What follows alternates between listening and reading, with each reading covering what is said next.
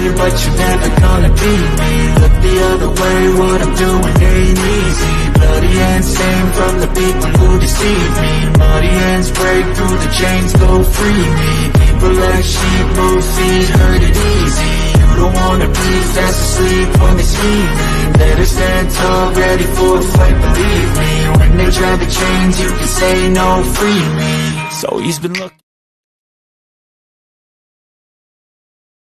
Hello, everyone, and welcome once again to another exciting episode of the Geek Gauntlet podcast. I'm your host, Mr. William D. Morgan. I'm having some display issues. Let me go ahead and start bringing everyone in because the first thing I want to talk about is something that we were sort of kind of having a discussion backstage with all this backlash and things like that to the Acolyte. So I did want to go ahead and cover that first, and then we'll get into the fun part of the show. Let me go ahead and bring in the person who will be bringing that to you.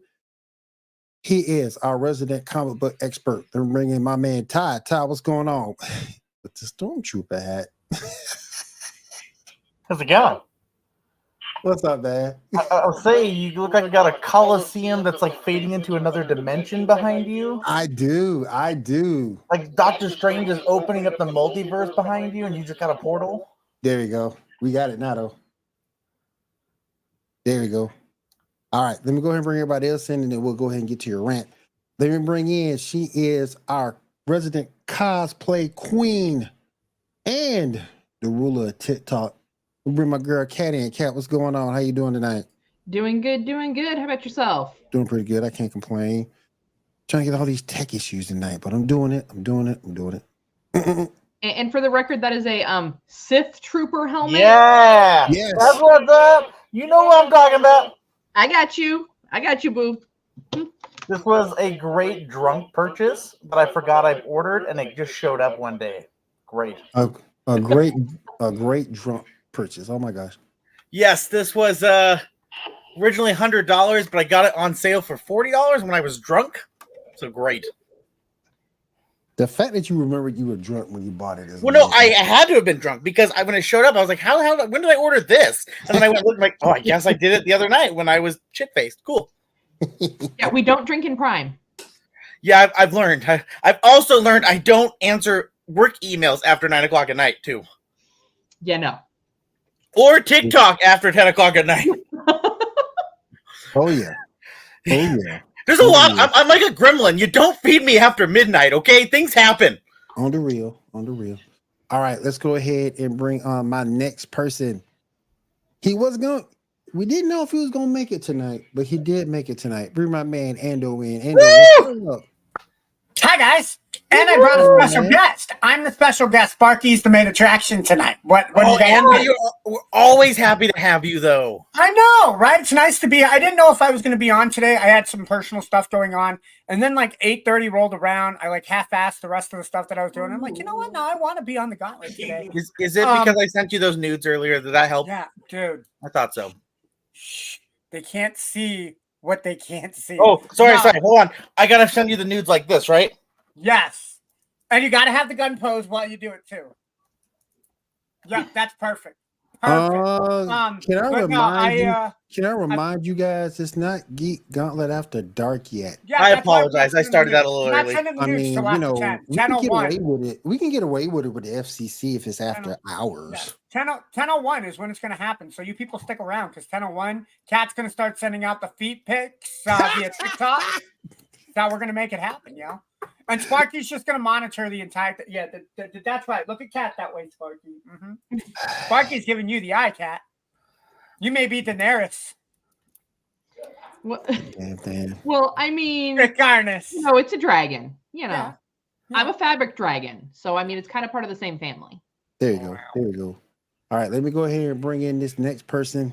This next person has now a deep hatred of Netflix. Ooh. Because it would not let her watch her Sailor Moon. Ooh, She Netflix hates Netflix now. Damn it, Netflix. She is plotting a revenge tour against Netflix. She can't Netflix and chill.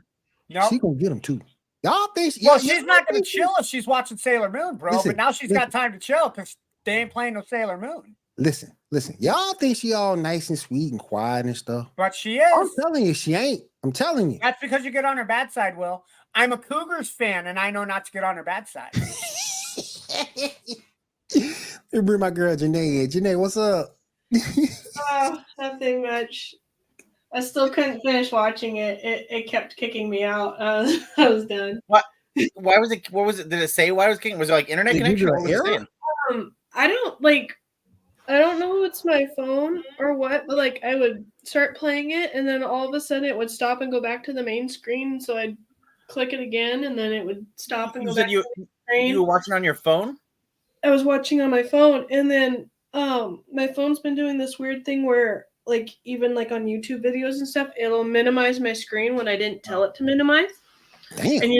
And so I'll minimize my screen like if I want to go like check something else out on the internets for a second. But so yeah, I don't know it's my phone or what. But, Well, I was What going kind to of phone do say. you have, Janae? Oh, I don't remember. well, It's I an was, Android. I was gonna say, I know that I've heard some people online talk about because of Netflix doing that whole like password breakdown BS crap that sometimes people have issues watching it on their phone because even though they're at their location, for some reason the phone will like register to the closest tower, so it'll make it seem like they're not at their The location. geo-tracking part, the geo-tracking. Or you Yeah, so may, sometimes it doesn't connect well. Sometimes. Right. what you may also want to consider is I know that they just recently asked me to verify if I was at my home residence Damn. through my primary device. It We need to did? start pirating more. We really do. Yeah, well, That's the and official, my official. You are slogan. right. Ty, give me a minute. I'm going to need you to tone it down so I can finish a thought. Yeah, Ty, come on, Jesus. So, You might be getting out. Go power and core. so yeah, I went to go log into Netflix the other day and I'd been watching it, no big deal. And when I logged in, it said, please verify that you're at your home location. Damn. So streaming services, a lot of times you can use it out in other places like through your phone and your mobile devices, as long as you check in on your primary device within every so many days. Mm. And that's not just Netflix, that's Hulu, Disney Plus. Most of the major streaming carriers require that you check in on your home device every 30 days. I feel sorry for Netflix. Janae gonna get them. Janae gonna get them. I'm all for it, Janae. I got you. Halfway, with all the bull crap of it kicking me out, I was halfway through the first episode. I was like, I'm not doing this for the other half plus the second episode. Yeah, I can see it now. To see it, Kids go to bed and I'm watching. I can see it now. The CEO of Netflix come out. Think he going to his car. Gonna have him a nice little lunch. Not now. He's not. Now he ain't. Nope. Tires slashed. Excuse me, Mr. Netflix corporate office Janae guy. gonna be Oh right God, there. it's today. What did we do now? Janae gonna be right there. Where my Sailor Moon at? Yeah. She's gonna be dressed up as Sailor Moon too, and he's just gonna know. It was at this moment the CEO knew. It sucks 'cause one of my moon ones was my moon one that I got from like a liquidation store like back in high school. Broke, but that's my own fault. I let my daughter play with it. It's my I was like, because I was like, I'm never gonna use this again, right? And so she was playing with it and it broke. No big deal. I told Janae one time. Like $5. I told Janae one time, and I still want it. I want me a tuxedo mask top just so I can throw it at somebody. Just so I can do it the hell at somebody. See how that feels. Yeah. God. All right. So let me go ahead and bring in the last person of this motley crew. He is my co-host for several years. He plans the show each and every week. He's playing a banger for you guys tonight. I'm going to bring my man Shaw in. Shaw, what's going on, bro? Sup? How y'all doing today? How you doing, man? Doing good. Shaw, it is my first show back, so it is good to have you back on the show, sir. Thank you for coming back, man. We greatly appreciate it. Thank you. All right. So I want to go ahead. Ty and Shaw, I know you have a little bit to add to it as well. Ty, you faced some Acolyte backlash this week that you want to talk about? There's a lot there. I mean, hashtag toxic Star Wars fans, right? You know. Yes, there's as everyone knows, so Acolyte was announced, was it Tuesday, Wednesday, they announced that it was not going to be renewed for season 2. Whether you like the show, whether you don't like the show, that's just the official news. There's a lot of things behind it. I think in the long term, I think this is bad. It sets a precedence for the future of any project in Star Wars. But yes, I did face some backlash. I had, again, on one of the posts online, someone said, it was posted being canceled. I wrote, "Oh, that sucks. I kind of enjoyed the show. I would have liked to see a season 2." That blew up into about 50 to 60 people attacking my post. Those are 50, 60 separate people attacking just my comment on just saying I liked it. I actually didn't respond for the first 24 hours, and I just let it build up just to see what was there. And then I ended up reading a couple of them because there was a handful that were like, okay, maybe I can try to talk to this person. Turns out I couldn't, but I honestly think that there is a real problem with the Star Wars fandom, and there's other people, like there's other fandoms that have this too. It's just Star Wars currently is kind of the big one for it. I personally have been worried that Marvel could be entering that direction, just because with the MCU's popularity growing and with the extra new big fan base coming in, I fear that MCU could get that way. It hasn't got there yet, but I do worry. But I want to clarify, when I'm saying the fan base, when I'm saying the fandom, I don't mean just because you like Star Wars, you're part of this. I want to clarify. I'm not generalizing everybody. I'm a Star Wars fan. I'm pretty sure majority of the people here are Star Wars fans. That doesn't mean that you're part of the toxic fandom. It just, there's either a majority or a very small minority that is very, very loud. I can't tell which one it is. I really can't. That really ruins projects. And they don't. The answer to that is yes, Ty. What? The answer to that is yes. There's a whole lot of them, and they're really, really loud.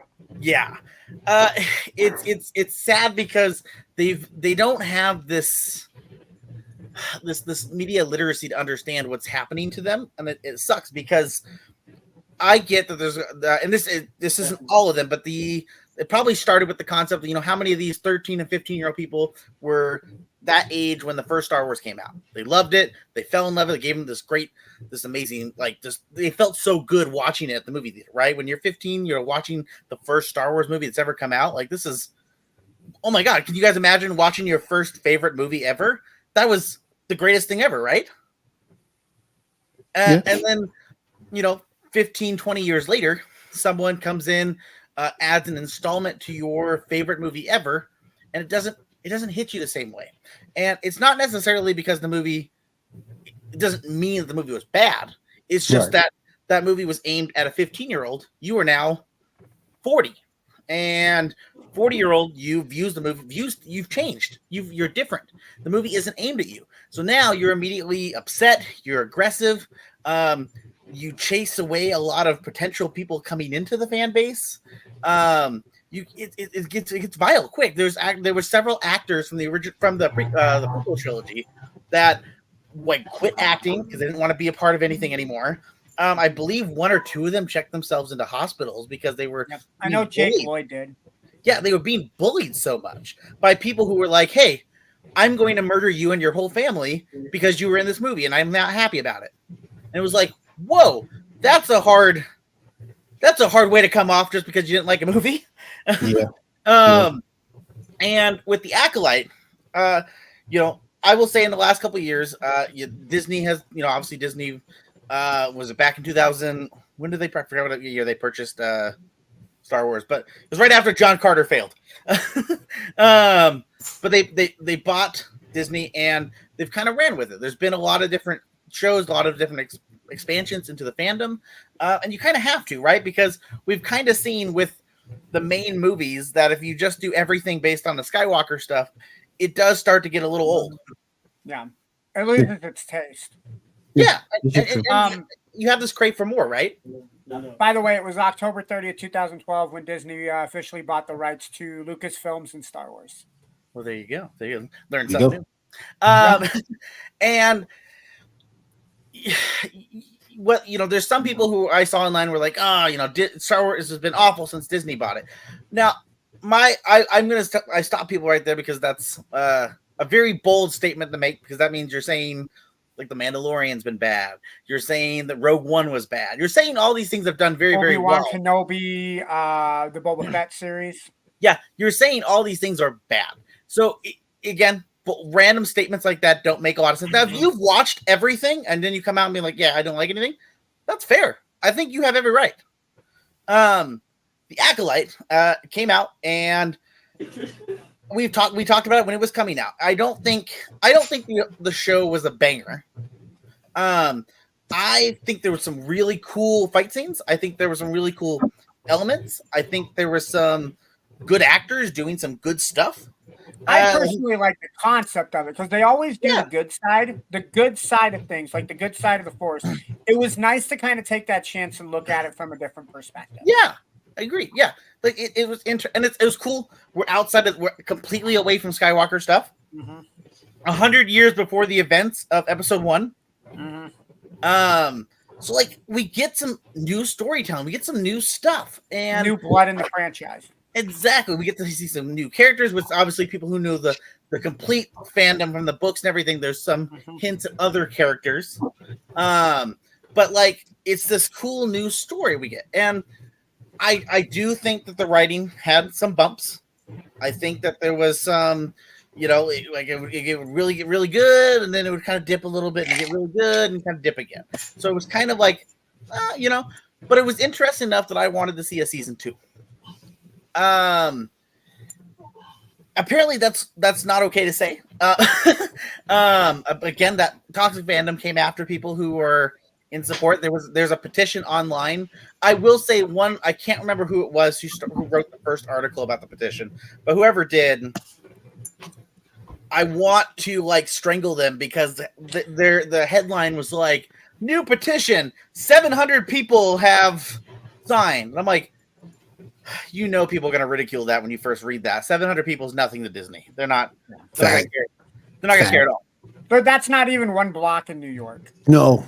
Well, it ended up like if you go to the petition at that time when it was shortly after that post had come out, the petition was at like 18,000. So it was growing still.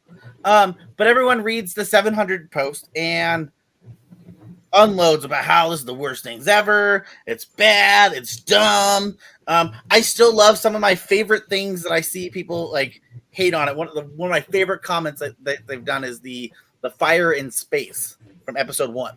Oh yeah. And I laugh because there's two things I bring with it. One, this is a show about magical space wizards in space. Where did you think you were getting something real? And two, if you've watched any Star Wars movie or show ever, there's always been fire in space.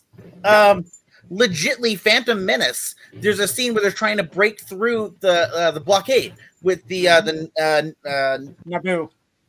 Naboo, like the princess's like cool ship, right? That cool like whatever that ship is. I just call it a Naboo starship. That's what I call it. Yeah, there we go. And when it's trying to break through, we see like it gets caught up fire, and they send out the R2 droids to go fix it and put out the fire. Like Star Wars has always had fire in space. Yeah, so like that's a really not great argument. And that's something that happens in every sci-fi show. Like whether it's inside a ship or outside a ship, at some point in time, something catches fire, even if it's just for a brief period of time. And that is one that actually, we're going to talk science now.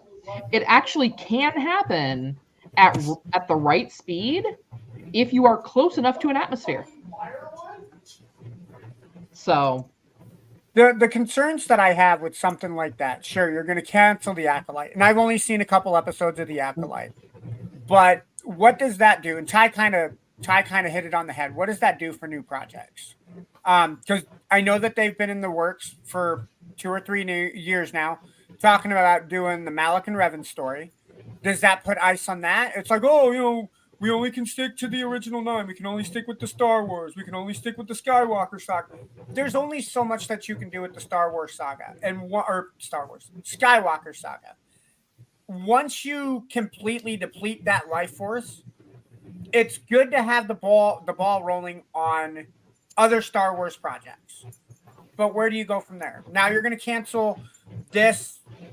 Sure, it's the dark side of the Force, but it could have that let's see where this story takes us. we know branch A, branch C, and branch E lead off to these questions and these scenarios in the future shows and the future movies. Give us the Darth Plagueis story, right? Show us how Darth Sidious became who he was. But you're turning your back on what I think some people are concerned being the evil side, the dark side of the Force. We can't corrupt our children. You're taking away that whole side of the concept now. So all it's going to be is light side, light side, light. Well, how did the dark? Oh, we can't go into that. It's the forbidden side that nobody can talk about. It bothers me, especially with Disney being who they are. You taking that off the plate, you're really going to hurt yourself. You're going to hurt your fandom, and you're going to hurt this property that you spent so much money on so long ago that those stories won't be available for you later. So here's my take on it. For starters, a lot of these Talks fans, like you said, you're talking your 12, 13, 14, 15, 16, even up to early 20. Yeah. I'm going to just say this, and they're all brat and not in a good way. Mm-hmm. And this is why I say that. So as an original Star Wars fan, Will, you can attest to this. Back in the day, nothing, even the original trilogy. Let's start right there. The original trilogy, looking back at it, did the graphics hold up? Did the special effects hold up? No, they're cheesy as hell. Yep. But it was what we got at the time. What was it? The Sarlacc in Episode 6 that was on Tatooine that ate everybody, including Boba Fett. That was cheesy as hell. There's so much bad. I mean, they worked with what they had, and they had a horrible budget. I mean, R2-D2 was literally inspired by a vacuum cleaner. I can get into that. This is true. Yeah. But here's the situation. So then, the original Star Wars fan base, after 3 movies, we got next to nothing. We had books. Mm-hmm. We had our own fan fiction. We had our own fan base, like each people's sharing fan theories. That was how we got Star Wars for 20 years. You're talking about after the original 3 and yes, the what, late 70s, right? Yeah, 77, 78. I thought the last one came out 80. I thought, or am I wrong? Take a look. I'm pretty sure it was 79. The first one was 78, 79, 77, 78, somewhere in there. Oh, so maybe 84 then was the last one. So then we had to wait 20 years. May 25th, 1983 is when the official release date for Star Wars Episode 6 Return of the Jedi came out. So Tyler's right. It was actually longer than 20 years because it was 1997 before we got another one. Mm-hmm. No, 98. Sorry, 98. Yeah. 98. What was 98? That was when Episode 1 came out. No, Random Menace came out. I thought 99. I thought. I'll take a look. Hold on.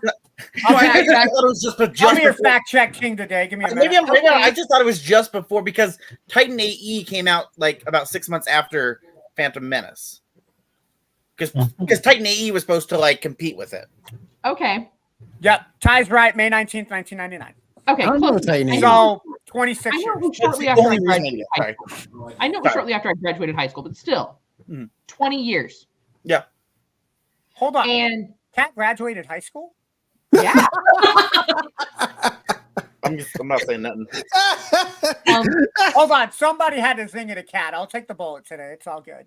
And then from there, it was almost another 20 years before we got Episode 7. You want me to fact check that too, Kat? I'm talking round figures. I mean, you want to get an exact date, fine. I'm talking general figures. Right.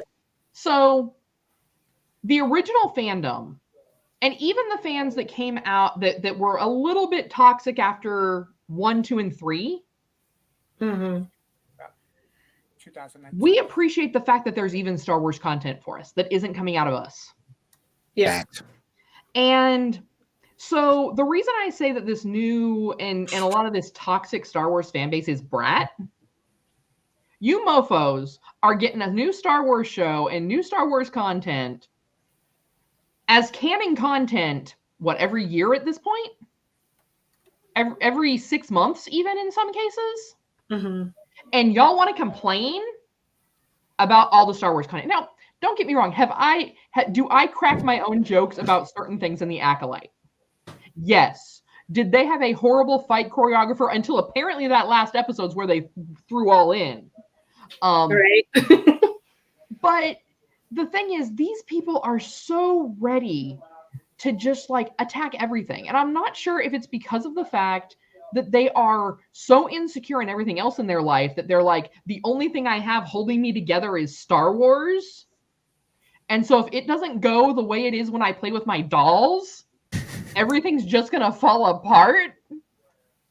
And so then they have to turn into this loud, because really most of the rest of us are just like, dude, we're happy we have Star Wars. Shut up. Like legit, STFU, bro. Like, we don't want to hear it. Now, as far as Disney canceling the second season, oh, it's money. I would say dollar for dollar, it's a money issue, because they can't seem to figure out how to throw less than $200 billion at a project. I wrote down all these numbers. So I have all these numbers. Yeah, that's fine. And like I said, I'm throwing rough numbers, but a lot of these. Yeah, that's what I just said. I wrote them down not because like you're having. No, I wrote them down because I was going to bring them up. That's I have a whole list. So when after you're done, I was going to say, because I was going to compare. You're right. That was my next thing, was going to money. You know, you don't have to throw $200 billion at a show for it to be successful. Facts. Write a decent script. I mean, can you expect a show to be successful if you're constantly throwing $200 million at it and expecting a profit right off the bat? No. I mean, you can't. Something like that takes time. I have numbers. I have numbers. All right. I think Ty should have for numbers. Can I just want to say one funny thing, and then Ty, can you do your numbers? Yeah. So, Kat, I think what happened is they didn't angry binge it like they did with Velma, and that's why it failed. Oh my god! You know what? You're right. There was not enough hate watching. You know what? That's a good point. Too, that's a good point. So you're saying that they pulled on this Star Wars episode because Luke wasn't in it, the same thing they did with Velma when Scooby wasn't in it? Right. Here's the thing, though. Okay, I want to make sure everybody's on the same level ground. Got it. But here's the situation. With the Acolyte, that has nothing to do with Luke Skywalker. Exactly. Even I know that, and I'm not the biggest Star Wars guy. Even I know that. What? Will's not a Star Wars guy? He said he's not the biggest Star Wars guy. Biggest Star Wars guy. Hell no. You may watch a movie now and then. Like, he's got that collection of lightsabers behind him. That's why he uses the green screen. He doesn't want to see how much fandom he has. How else are you supposed to, impress those Chinese and Asian chicks? I'm buying one day, sir. So Will, what's your websites? OC Star Wars character, bro? Come on. Cat hooked me up with a couple of websites. I found one. They were doing like lightsabers for like $500. Hell no. Your boy ain't got it like that. So Cat hooked me up with a couple of sites. 150, 250, 3. I can do that. I'm gonna get me like 2 of them. I'm gonna practice. I'm gonna press all the Asian ladies. Gotta put it on TikTok, bro. Oh hell yeah, I'll put it on TikTok, and then me and Ty gonna do it on TikTok. But Ty, remember, I still need our dual disc. We need to get that GoFundMe for dual disc, man. I need Konami to sponsor us. That's what I need. God, actually, no, is that still the main company? Because Yu-Gi-Oh is like the only thing that what's his face took away from the company when he left. You know, Yu-Gi-Oh used to be Upper Deck, and then Konami took it over. Oh, okay. I just remember when what's his face left like Konami and all of them, like Yu-Gi-Oh is like the old people are like, why did he take Yu-Gi-Oh? Like that's the only thing he took. Yeah, I think it was Upper Deck. Well, so do you want me to say numbers? I can. Go ahead. So yes, my next thing I was going to pivot to is when it comes to numbers. However, the numbers I think are actually going to be interesting for you all because they're not as stark as they look. Acolyte is cost per episode is more than any of the other shows have been, which is strange compared to what we got. But it's not by more that expensive much. Even than the Mandalorian. Yes, 100%. So Acolyte was basically costing about $22.5 million an episode. So it was $180 million for the season. Damn. Mandalorian was doing so for most of these shows. I only chose season 1 because some of these have a couple of seasons. So I only chose season 1. Yeah. because that's you never know how season one's going to go, so you base off that, right? Yeah. And Mandalorian was swinging because that was the first live action Star Wars show that was coming out, right? Like that was the Disney Plus like heavy hitter Star Wars coming. This is why you get Disney Plus for the Mandalorian. Yeah, right. What's Mandalorian? Nobody knows. Away, I'm canceling Disney. And so Mandalorian had 8 episodes, season 1. It was 15 million an episode. Altogether, 120 million the cost. So, you're looking about 7 million less an episode than Acolyte. On Obi-Wan Kenobi had 6 episodes. It was about 15 mil an episode. Damn. So 90 mil altogether. The Book of Boba Fett was about 15 mil an episode, 105 together. Andor cost the most to make. Now there is 12 episodes though with Andor. Andor cost 250 million to make with a budget of 20.8 million an episode. So pretty close to Acolyte's budget, but way more costly like overall. But if I remember, Andor was the one that was based off of Rogue One, correct? That was the same it was a prequel to Rogue One with the characters and creator from Rogue One. Yeah. But just to compare this, so because we just threw a bunch of numbers out there for Star Wars shows, right? I compared a couple big shows people should know uncompared budgets, just to give you an idea how inflated I think Disney is inflating things to a point that's ridiculous. Keeping in the Disney realm, we can talk about Loki. Loki season 1 was 150 million to make with 6 episodes, so about 25 million an episode. But that was I think that was a bigger IP. So you have to get the same people. Like Tom Hiddleston isn't going to come on for penny. Is Star Wars? So you're saying MCU is a bigger IP than Star Wars? Maybe not. I would say Loki probably is bigger than anything Star Wars is running. But again, I'm talking about the first season of Loki. So this was a risk. They hadn't done anything like that. I will agree it was a risk. But I think when Loki came out, it was coming at the tail end of Infinity War. Yep. So people were invested because at that point, Endgame hadn't come out. The Infinity Saga was not over. People were invested. It was after Endgame.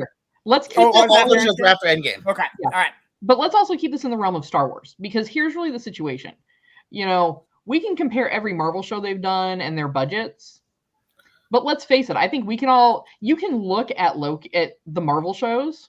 Well, I only wrote one Marvel show. The rest are other shows. Yeah. You can look at like Loki and see, okay, what they paid for, they got their money's worth. Yeah. Mm-hmm. With some of these Star Wars shows, you're looking at that and you're like, so my high school theater could have done that. Well, again, that's why I'm wondering if Disney puts too much money into these things. Because, so like, I'll try and hit these real quick. But like Game of Thrones, season 1 of Game of Thrones, which was made for HBO, so it wasn't for streaming, it was for their HBO network. Do you know how much that cost? I'm going to say 30 million an episode. About 6 million an episode. Mm-hmm. Oh, way off. Season 1 of Game of Thrones only cost about 60 million altogether to make season 1 of Game of Thrones, which is half the budget of some of those shows. And a much larger cast too. Yeah. Max, we'll talk about Max with their streaming. House of Dragons. I couldn't find any exact numbers on season 1, so these numbers are season 2. Season 2 of House of Dragons is so far one of the most. It is 20 million an episode. So, but look what we're getting. Mm-hmm. Oh my god! And that actually, some of that could be getting back to Ando's point of some of the names they have. Some of those actors. Yeah. So like he's Acolyte. What big actor was Acolyte? Was sucking up Acolyte? No, we're not talking Acolyte. We're talking House of the Dragon. Oh, Matt Smith. He's a big name. Sure. Doctor Who made him a big name. I think you can also agree that the prequel to the House of Dragon, because so many people were invested in the House of Targaryen, they wanted to see what that prequel was. Yeah. And there were a few other actors and actresses that they're like, I can't think of who they are off the top of my head. Sure. But they were big enough names from other projects in the same kind of genre. Right. Sure. That I could see where that would have driven the cost of House of the Dragon up. But once again, we're getting production value that matches that cost. Right. Just a few more. Almost there. Apple TV, The Foundation, another big sci-fi show, right?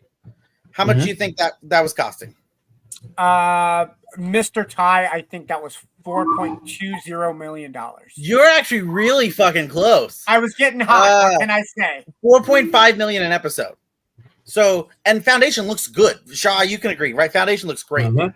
Yep. And that's there's a lot of CGI in Foundation. So like, Paramount Plus, which actually at times CBS All Access, Star Trek Discovery season 1, they were doing about 8.3 million an episode.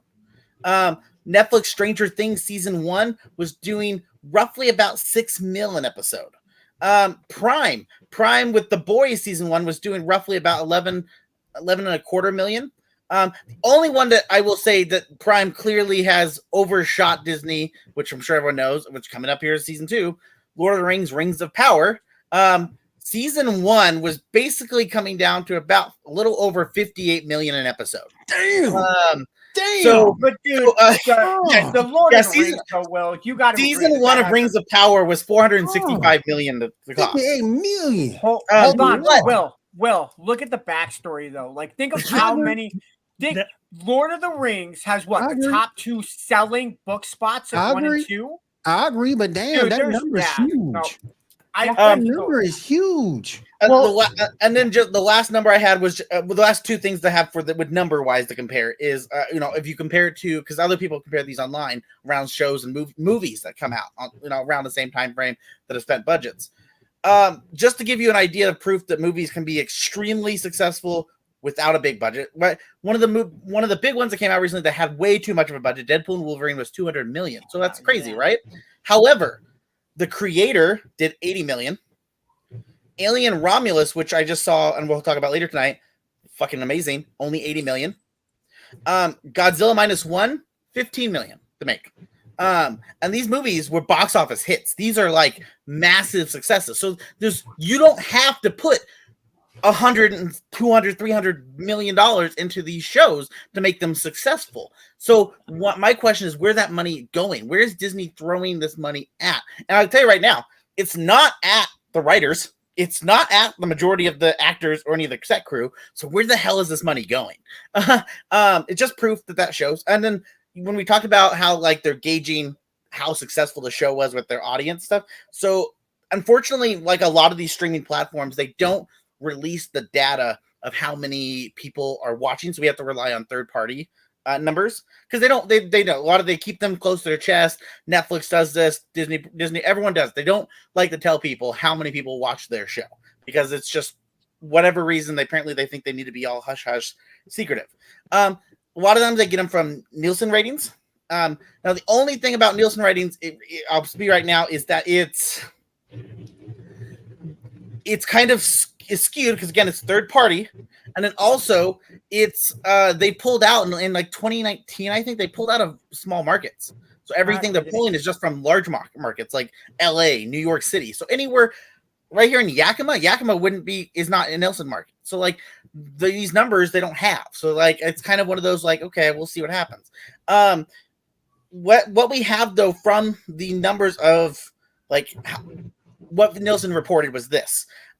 They can report on how many minutes were spent watching a show, right? So like how many, you get what I'm saying, like how many minutes were spent watching that season. Surprisingly, Acolyte is not the lowest on that list. Andor was. Andor, which had more episodes, was substantially so Andor, it was like they spent about an average 208 million minutes was spent on it, but Acolyte had 244 million minutes. So more people watched the Acolyte than they did Andor, and Andor is being considered a success. So by that rating, my question is, okay, so there is numbers showing that people watched the Acolyte. People did enjoy it, but I think it's a little bit great. Again, you had an inflated cost in making each episode, so I think that plays into it. Cost 100% plays into it. Mm-hmm. You did have a huge amount of backlash for this show before it even aired. People bombed this show actively, and I hate to say it, but it was a lot. Right now, during this heated political season, the word woke has come up, and it's a just stupid word, but that was what was bombed like ASAP over this show, simply because it was not a white male lead. And people can say all day long that wasn't the case, but it was. It 100% was. I had this discussion with someone online earlier today. They tried to say, well, shows like Ahsoka and Obi-Wan and Andor overcame the toxic fan base. So that means they must have been good shows. Acolyte couldn't have been. I said, well, here's the thing though.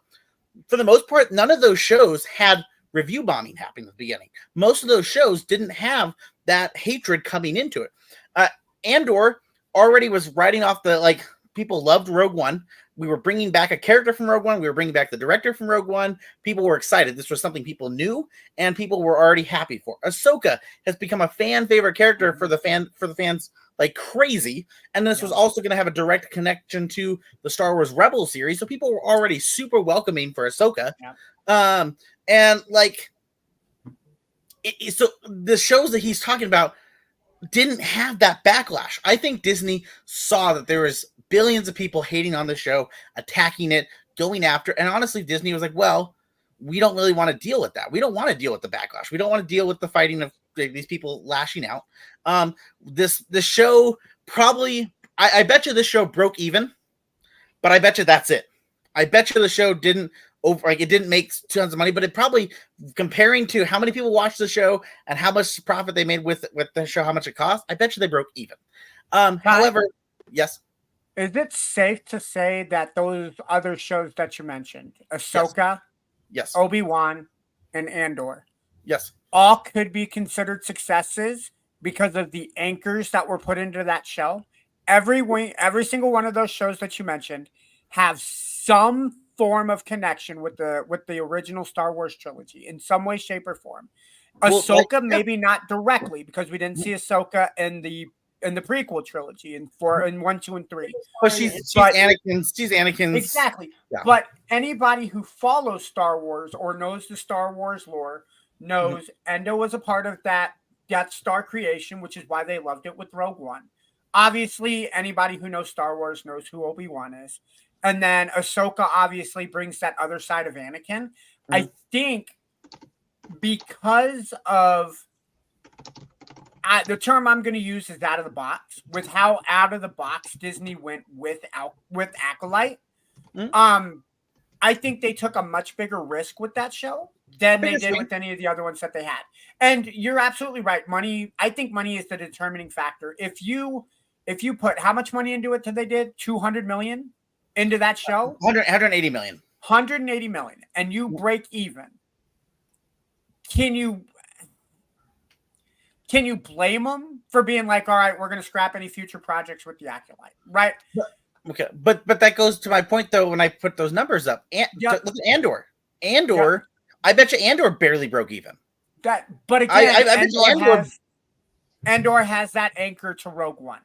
So there are people like there's that fandom, because there's that anchor, because the fans were welcoming to it. Yeah. That's why it went that way. It sucks that something could be more, but we are too much playing to the safety net, and we're too busy kind of catering to the toxic fan base. That, again, I don't think toxic fans are the number one reason. Money clearly is a reason for it, but I think that toxic fan base has kind of chased away. You're chasing away the new fans that could be coming in. And if there's no new fans coming in, guess what? There's no new money. There's no new revenue coming in. And they're going to turn that away. If you don't have any new ideas, what's the point in you keeping an IP? Well, again, I don't even think it's the ideas. I think there's plenty of ideas. That's not even it. I think it's just, if you can't keep growing your fan base, if you can't keep having younger kids getting into Star Wars because there's too many dudes online who are like, screw you and your mom, or blah blah blah. If they're basically a Call of Duty chat base, might as well they're gonna recognize, they're gonna look at it 10 years from now, and they're gonna be like, well, honestly, we're losing more and more kids watching it, so we're gonna have less and less people watching the show, less and less people buying the merch, and they're gonna realize that it's not worth their money anymore, so they're not gonna spend it. And so now what you're putting the pressure on, like shows like Skeleton Crew gonna be coming out, is if this thing doesn't hit day one as a success, they'll pull the plug immediately. They'll pull it, and it sucks, because how do you get invested on a new project? How do you start getting invested in a new character when they might not be here next year? And it's like I said, you're taking away by you canceling the show. Oh, because we're focusing on a different side of stuff. What's to make you say, hey guys, I have this idea. Okay, what's it about? The dark side of we already went there with Acolyte. That was I think you cut the ties too soon, especially with a company like Disney. You got to give it 2 or 3 seasons before you consider it a failure or before you cut the cords.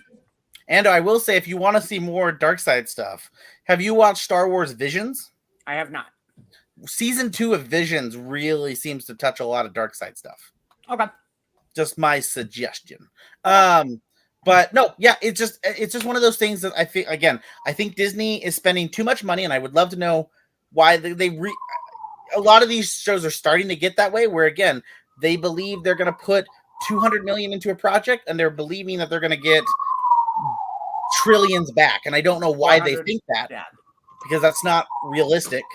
And then yes, if you keep catering to a toxic base, they will continue to chase out the people that are incoming, the new people who might be interested in the projects, and it'll kill your IP. You won't be able. You're burning your bridges to future ideas. Right. Yes, and so you're not going to be able to grow it. And Star Wars, if it's going to succeed, it needs to grow. And this is a terrible example to bring up, but unfortunately, it is successful. Fast and Furious. Look at Fast and Furious. Like, it is. Arguably, it's a successful franchise. It is a dumb franchise, but it's a lot of fun. That should have died after 7. But I hate to say it, but that series should have. No, not going to say. Well, I'm not disagreeing with you, Ed. I'm just saying clearly it's still making money. People are still going to the theaters and seeing it. That's why they're still putting out these movies. And they changed because they realized after the first couple, you couldn't just be a race car movie. You couldn't just, you couldn't be just doing street racing all the time. You had to do more. Now they might as well be superheroes in space. I like the idea of what they were doing up until even 6. I think 6 was an original idea. Then when they did 7 and Brian O'Connor's character died, R.I.P. Paul Walker, they should have ended it there. I think I speak for the majority of F&F fans when I didn't mind Hobbs and Shaw, the Hobbs and Shaw movie. But that only came after 8, right? Because you still have 9, and then you have 10. But my comparison point is, again, you got to change. You got to add to the franchise. You got to add something new. You can't keep milking it forever. I mean, Call of Duty tried milking it forever, and now they're no longer on top. They're no longer the top dogs. They're still a big game. Everyone's gonna know Call of Duty, but they're not the number one shooter anymore. Oh god. It's just it's one of those things. If you keep milking it for so long, it's gonna kill. It's gonna die, and it's gonna go away. And so, yeah, I don't know. I guess my PSA to the world and my suggestion is this: if anyone could walk away with something tonight, it's this. If you don't like something with Star Wars, that's okay. You have that right. If you watched Acolyte and you're like, hey, I watched it, I really didn't like the writing, I didn't like this, whatever reason, that's totally okay. You have that right, and I think there's nothing wrong with that. I think, and even if you even want to go online when you see a post like, hey, I didn't really like Acolyte, I think you have that right, and there's nothing wrong with that. The issue is when someone else posts something like, hey, I like Acolyte, and then you go, hey, F you, go kill yourself. That's where you're escalating to a point that doesn't make sense, and that's where you. There's a level of respect you should keep, and that's one thing I really dislike about the internet community is they have no filter. They think it's okay to say stuff, and then when people act out on it, they were bullied online. Well, yeah, you're entitling this bullying online. See, here's another thing too that bothers me. You know, we just can't have any friendly disagreements. Me and Shaw disagree all the time. He loves Blue Beetle. I can't stand it. We got into it a little bit today with my Elza versus Sub-Zero, and we disagreed on that. But it was a respectable disagreement. And it's fun. Those conversations are fun when you have like friends in the geek community. Those are fun. Like, that's how you make friends too. If people wondering how to make friends, go talk to someone who has another idea than you and do the lab. Talk about it. Yeah. Hold on. Are we talking about our favorite Marvel movies? Because I'm pretty sure Ty said his was Madam Web, right? No, sir. To be fair, I already made a joke when I went to see Romulus. We're sitting in the theater, right? And I went with a buddy, and like the trailer, when we were standing in line waiting for popcorn or whatever, the trailer comes on for Kraven the Hunter, and I told my friend, like, "Oh, that's gonna be your movie, right?" And he's like, and then even the person getting the popcorn starts like giggling because like, and then we sit down, and the movie starts coming on, and I was like, "How much you want to bet there's gonna be a Kraven the Hunter trailer just for you?" And he goes, "Shut up." And Kraven the Hunter comes on, and I was like, "The #1 movie of the year, baby, Kraven the Hunter." Well, it can't Man. be any worse than Madam Web. Move out of the way, Morbius. It's Craven time. That Madam Web was terrible. That was trash. Well, still haven't- supposedly Borderlands is worse. Supposedly, I don't know if that's true. Dude, But supposedly I haven't Borderlands. seen Borderlands yet. I haven't either. I have heard that Borderlands is bombing. Oh Yeah. my gosh, I haven't seen that movie yet. Did you not see the meme that I shared that I was like, oh, it made me worried? It was like the guy handing the sword, and the guy handing the sword was like Madam Web, and then he was handing it to Borderlands, like, oh, you're the new worst. And I was like, oh, well, that's not good. Yeah, Not good at all. Damn. Rumor did have it. I'm pretty sure somebody put it in the chat while we're on the subject of Borderlands. I guess they are getting digital DVD release or digital release end of the month. Is it digital release just as in like you could buy it, or is it digital like streaming? Streaming. Yeah. Oh, so So it's going to streaming. Yeah. Ooh, where's it going? That's not good. I don't remember. Oh, I'll have to keep an eye out. I'll watch it at the end of the month then. Yeah, that's bad. That kind of movie, I think it should have gone straight to DVD anyway. I mean, don't get me wrong. I think it's a great idea. Like, video game movies tend to bomb at the box office. So Yeah, I do. saw a really funny. I don't know if you guys have ever watched Pitchman on YouTube. It's basically how they think things got pitched to companies. Yes, I know. Yes, I know you're talking about. Yes. Yeah. So this one, like the gal comes in and she's like, and they're like doing like the after pitch of like, so sir, the movie released and it only did this much. And he's like, have you logged on to Steam today? Yeah. And she's like, wait a minute. So we released this movie just to increase our video gameplay? It's like, sometimes that's how it goes. Damn. I do. Of course, they announced Borderlands. The game Borderlands 4 is coming out. Yeah, that actually is one of the video game news I have when we talk about video games. I do like the jokes they did make when she said in that video. She's like, like other video games like Last of Us and other ones have done very well. We could have. He goes, yeah, but it's just easier to suck. Like it's just way easier to put out a shitty movie and just still get our video games up. Well, it's like Cyberpunk didn't the downloads for the game go up really high after the anime too. Yeah, but didn't the anime do well? Yeah, it did way better than the game. But the game was pretty good before. The game had issues when it first came out. Like they announced the free DLC because of but how here's bad the thing: bombed. have people never played a game from Bethesda? That's a good point. Hold on. To be fair, Skyrim kicked ass when it first came out. You're right. No, it didn't. But actually, no, because day one, my character ended up running around because I did midnight release of Skyrim. Okay. I was for it. How many horses were in the sky? Okay. Yeah, there were horses in the sky. Because of the fur texturing on the Khajiit, you couldn't ever see your armor. So I didn't realize that my Khajiit was running around naked. Thank God you couldn't play that game online. That's flashing people. Well, so that's it. So That's flashing the cat. with the Damn. texturing of the character, you couldn't see any armor. So you could have had plate mail on and not seen it because it was just covered That's like some Dr. Manhattan level shit.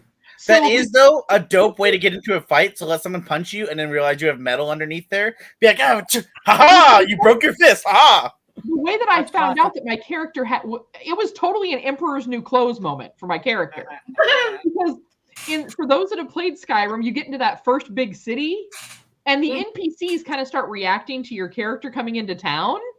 And as I'm getting closer to the castle, people are like, why don't they have any clothes on? Why is that adventure? And I was like, oh, they just it's because I'm a Khajiit, this, that, the other. And I went to go, I think I picked up an item somewhere and I went to go put it on and realized I had nothing equipped. So my unarmed fighting skill on that character was high. You were naked. Because I was running around naked. That was naked. Is that how she won all the fights? Because everybody That was naked, boy. With that level 1 bow and sword. Hey, was OnlyFans out there? Cat likes some voyeurism. What'd you say, Will? Was OnlyFans out there? No. Nah. Not like it is now. I'm sure it was. It just probably wasn't as popular as it is right now. People probably used OnlyFans back then for what it was supposed to be used for. Right. Not The everything same way now. all those other websites were used for different things. Craigslist, you could actually buy stuff, not services. When it comes to those things, all I think about, I got to meet Will Wheaton a few years ago at I'm Comic-Con. sorry, who? Will Wheaton? Will Wheaton? Yeah. Will Wheaton? Why are you putting so much emphasis on the H? Wheaton, I don't know, man. Will Wheaton seems like a nice guy. You guys should be nicer to Will Wheaton. And he gave a big speech about how he bought a T-shirt. He was so happy about this T-shirt because the T-shirt said if the holodeck was real, it'd be used for porn. And he said, he joked because he said his wife goes, my wife's a normie, and he's like, she came and saw that shirt, and he goes, I was all happy to show her, and he's like, she was like, okay, and he's like, well, you know what the holodeck is, right? And she's like, I'm assuming Star Trek. And he's like, I did spend the next 45 minutes explaining the inner workings of the holodeck to her, and why my shirt is funny because the holodeck, if it was real, would be used for porn. I'm like, yes. Very 100%. I must have missed that episode of Star Trek. While we're on the subject of shows being canceled, are we? I'm sorry, I didn't mean to interrupt. Are we done with the Star Wars? I mean, listen, other people. Shaw, did you have some stuff to say about it, or No, all good. Cool. All Yeah, right, while we're on the subject, I think my PSA, my PSA was just that. Yeah, be nicer to people. Move on. Accept the show. Like the show. Whatever you want to do, but realize cancellation is not always great because of the future. Also, I will say Disney. F you for taking everything off the Disney store. That to me is a big middle finger. That's really not cool to the people who made the show, because like why on earth would you take all of your merch? It was only off for like one day. It's back already. Did it come back? now? Yeah, Okay, it was back. Okay, then that's on me. I didn't know that. I just Yeah. remember seeing it got taken down, and I went to the site and saw it was down, and I was like, what the heck? So okay, if it's back, then forgive me, Disney. Then sorry. But I did find out back in July. I don't know if you guys have talked about it. I know it's been a little while since I've been on the show. But it was announced end of July, early August that Halo on Paramount Plus officially got canceled. So they are only going to do the 2 seasons there. The developers of Halo, yeah, they are looking to find another provider to be able to show the show. Because you can't end it on a cliffhanger like that. So. Well, and actually, we've got season 2 was really, really good. I thought so. Yeah, I mean, I'm on the fence if it was better than season 1. I think they did a really good job telling the story in season 2, a lot better than season 1. There was a lot. I think I was a lot more invested into season 2. Yeah. So for Paramount to cancel it that way, it kind of sucks. But I think with as popular as it is, and the show writers having an idea of where season 3 was going to go, I got a feeling it'll be picked up. It just won't be released in 2025, maybe early 2026. I would hope. What would be interesting with that is, and some of you Xbox folks out there may remember this, they used to have the Halo Network, and I think it's still, you can still access it. I think I still have the app, the Halo Network app. Yep. Yeah. I can take a look as soon as I get off offline. So wouldn't that be kind of cool? Like, hey, if they're going to bring Halo, who's going to pick it up? The Halo Network. Yeah. But it's only available for Xbox people. Well, Microsoft doesn't want to foot the bill on paying for it. They might surprise you. Yeah. The only thing I'll say right there is, Paramount clearly when they did that, like, which is weird. It's weird that Paramount did it because they already had a successful sci-fi IP, which is Star Trek. So it's weird that they jumped on. I mean, cool, more power to them. But I know a lot of the, right now, fantasy and sci-fi and maybe superhero shows. Those are kind of the trifecta that everyone, 15, 20 years ago, it was finding law shows and stuff like that. Well, right now, it's getting a sci-fi show, it's getting a fantasy show, and getting a superhero show of some sorts. I think they brought Halo on before they brought in Strange New Worlds. Yeah, but they still have Discovery and all the other ones. Right, but Discovery was getting a lot of backlash at the time when they first announced doing Halo.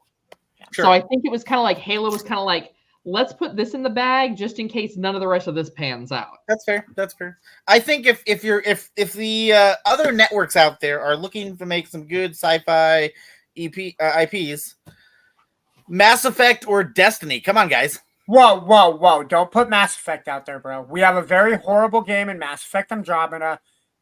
You got to do a really good job on Mass Effect. I mean, but can you fit Mass Effect into like Mass Effect 1 you can fit into a season? Can you? Or is Mass Effect 1 like a 2-season arc? I mean, to be fair, Halo doesn't follow Halo very well. So like That's you fair. could, you know, Yeah. You know what does fit into Halo well? Geek After Dark. We're officially Geek After Dark, ladies and gentlemen. Here comes the shirt off. Boom, boom, boom, boom. Nah. See, I would start taking my shirt off, but then we would get people sending money to put my shirt back on. No, the Bangladesh people love us, man. They'd be like, "Oh, here we go, more Money's money.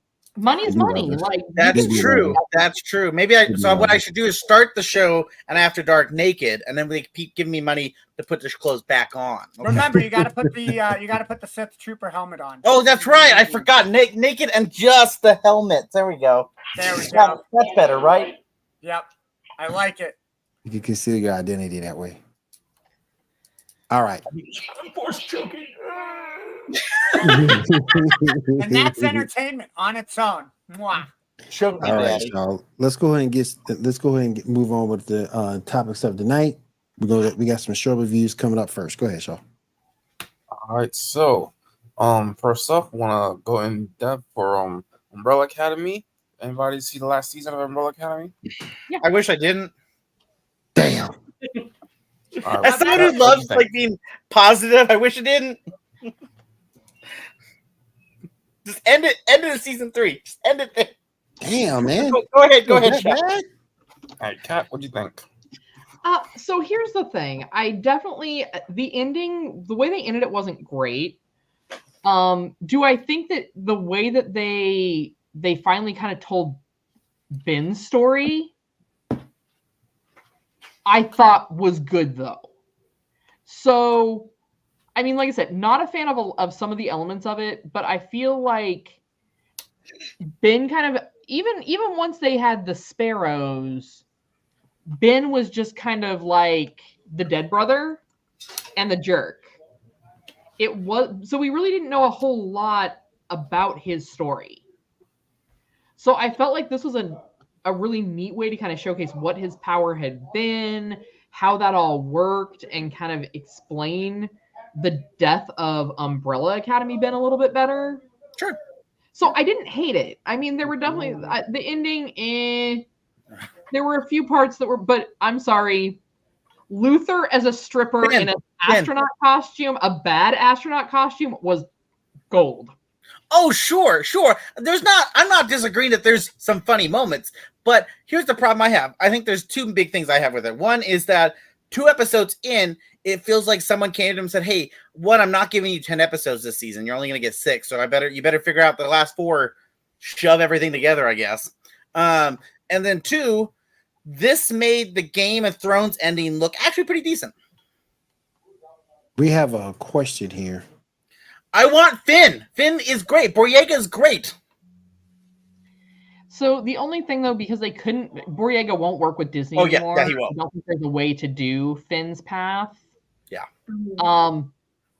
I'd like to see him go back. I really would. I would love to see them get into some really, not just Acolyte, but like get deep into the Old Republic. Thank you for the comment, Whisper. We appreciate you being here to stream. So, like really dig into the Old Republic a bit, really get that lore that the toxic Star Wars fan base is not ready for. Yeah. Where isn't there still that like petition everyone wants to see Keanu Reeves as Darth Revan? Yeah. I'm here for it. Hey, Disney, Keanu Reeves can do no wrong. At this point, it is Keanu Reeves' world and we just live in it. So just give it to us. Mm-hmm. It might save your franchises. Yeah. Just hire Keanu Reeves for everything. Keanu Because Reeves. who can really out there? The answer. Who out there really can say like, I don't like Keanu Reeves. You know what? No one likes you. Okay. There's not going to be a bunch of people online saying that they hate Keanu Reeves because he's. Yeah. It's like if Ryan Reynolds was doing his own solo Star Wars movie. You're not going to get a bunch of people online being like, I hate Ryan Reynolds. He's America's sweetheart at this point. Like, here's the thing: you will because people are trolls. Oh, sure, but you're not going to get you're not going to get that majority that you've been getting lately. You're going to get only the trolls because it's just they're not going to be loud enough. The other side that aren't toxic are going to be much louder to defend someone who is like good and decent. And Keanu Reeves, everything we've seen online of Keanu Reeves, apparently he's like a great human being, like an actual decent person. And he's a good actor. So like he's a good actor. He's fun. He's a good human being.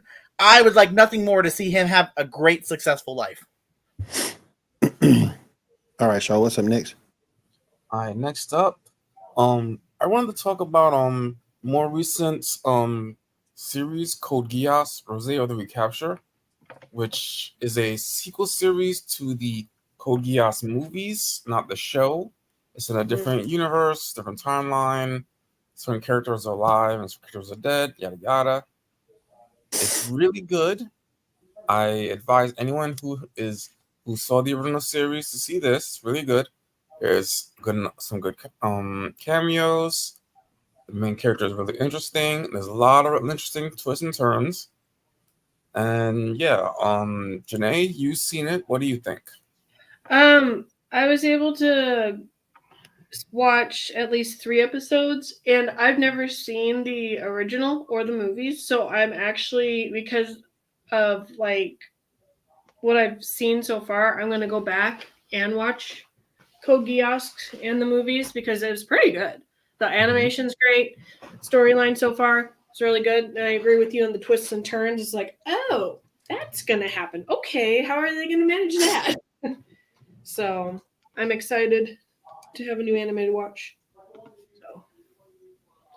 So I agree with Chuck. Start watching. Yep. And where can we watch that show? okay, there's no food. Hey, There's Shaw, no I where, just found a photo of you, Janae. I'm sending to you. After you Uh-oh. just said where can we that, watch maybe that think of show at, Shaw? Yeah. All right. Where can you watch the show? Hulu. Hulu? Okay. Yeah. So. All right, what's next? All right. Next up, we got Alien Romulus. Did anybody watch the movie? I have I not. think Ty has an opinion on it.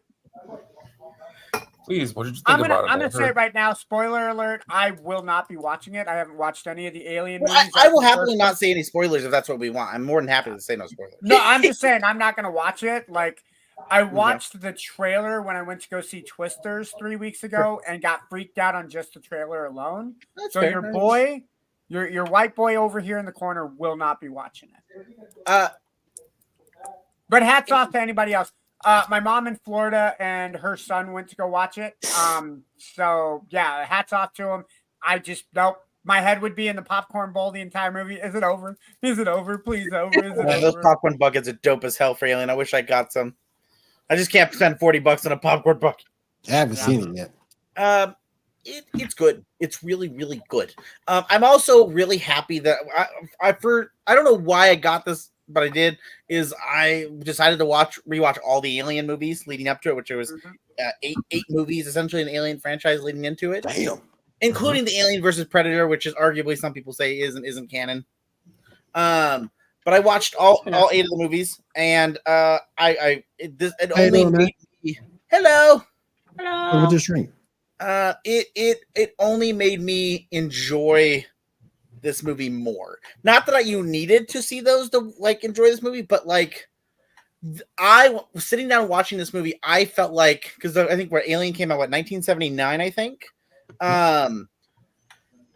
Dude, I felt like I was in 1979 watching the first Alien movie and just experiencing that, like the horror on screen in 1979. Wow. Like the good, like you were so good.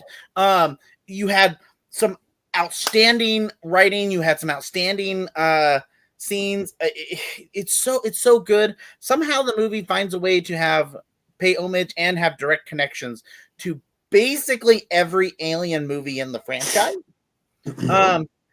Yeah, I mean, we could argue the two that we could be arguably would be Alien versus Predator. No spoilers. How did you feel about the third act, especially that last bit? Are you talking about Dingus? Are you talking about Alien Romulus or something else?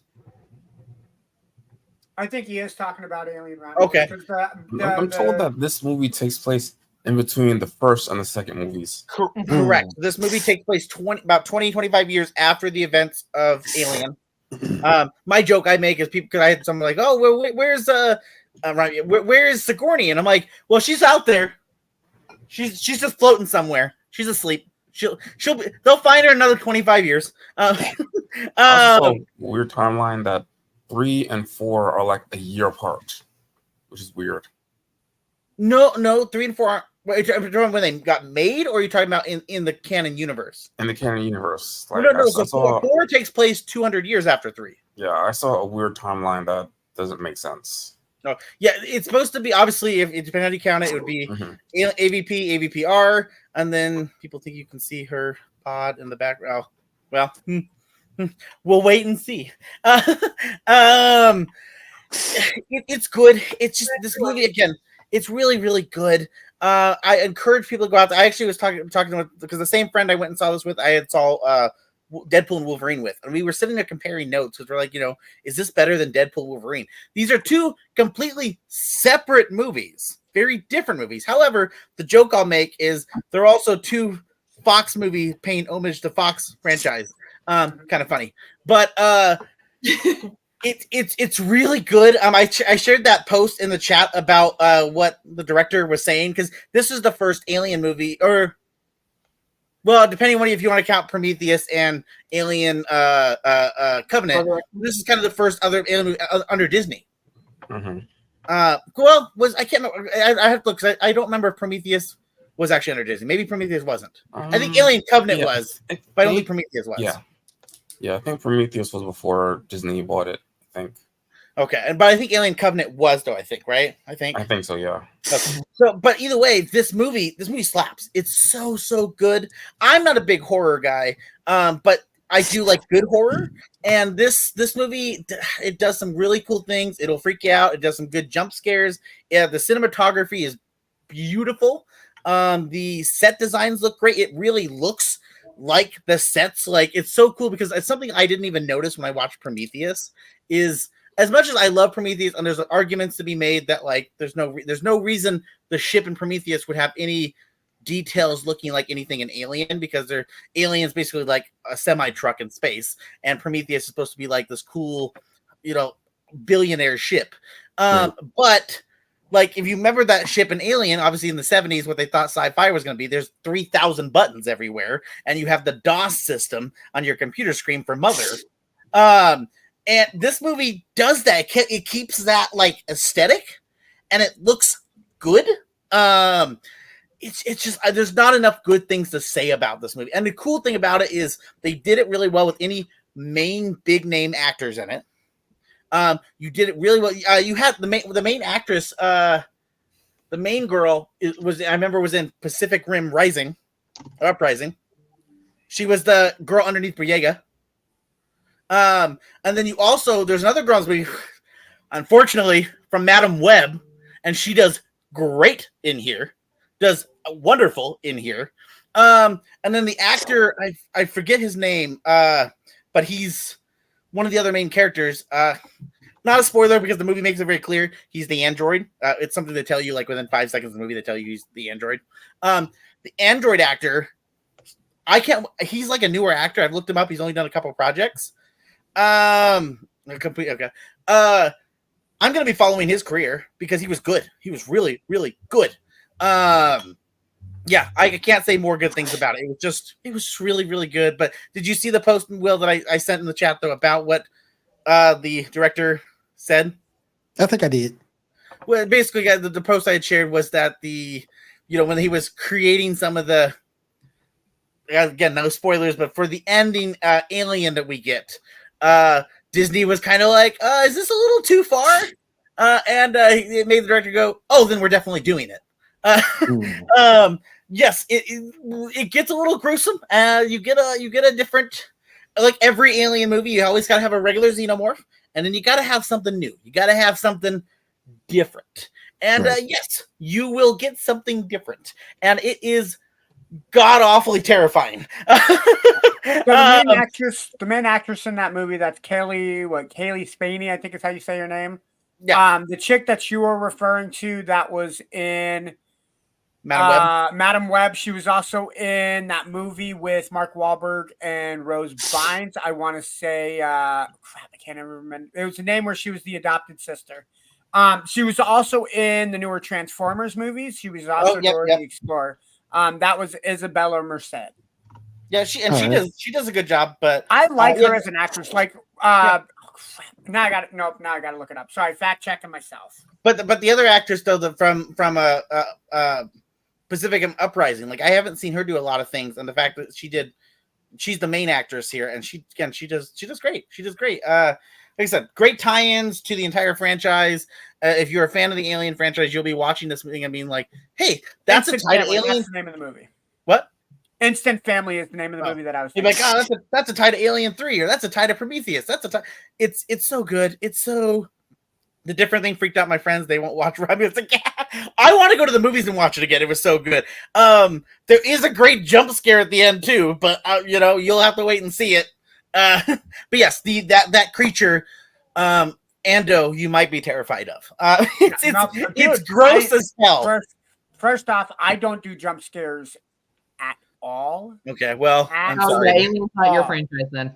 At like look at the whiteness of my skin. Could you imagine this getting any paler?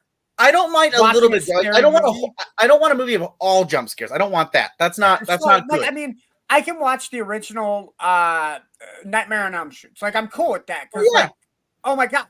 But no, like, so even during the trailer, like I was saying at the beginning of the show, when I saw the Alien Romulus trailer during Twisters, I freaked out.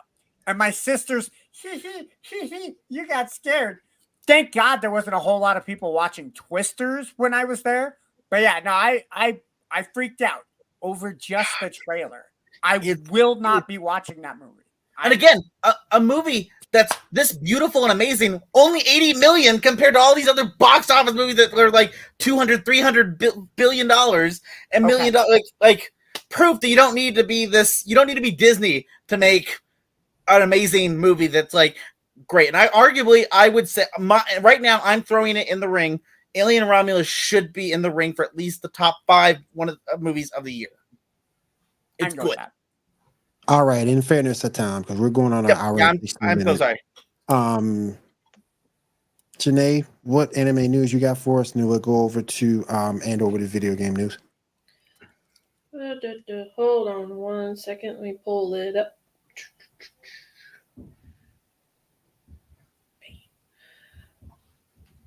Well, and also if people haven't seen the new McDonald's toys and stuff, they have the collaboration between Yu-Gi-Oh! And Sanrio right now. So don't be ashamed to buy a kid's meal. I got 3 of them. So there's one bit of news. The next bit is, where did it go? All right, so Viz Media announced during a panel for the world premiere screening for Rama 1/2 that it is acquiring merchandising rights for the new anime outside of Asia. So Viz Media and Hot Topic are partnering to release new lines of apparel and other various things, pins, drinkware, throws, posters for when Ranma 1/2 drops for the remake.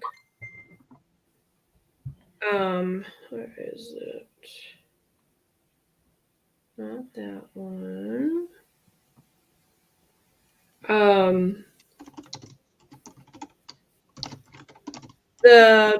The manga titled Pet Shop of Horrors Collector's Edition should be releasing in February of 2025. And I personally I don't own the collection, but I've read bits and pieces of Pet Shop of Horrors. So, but they were pretty good stories. So cool. So that's dropping in February.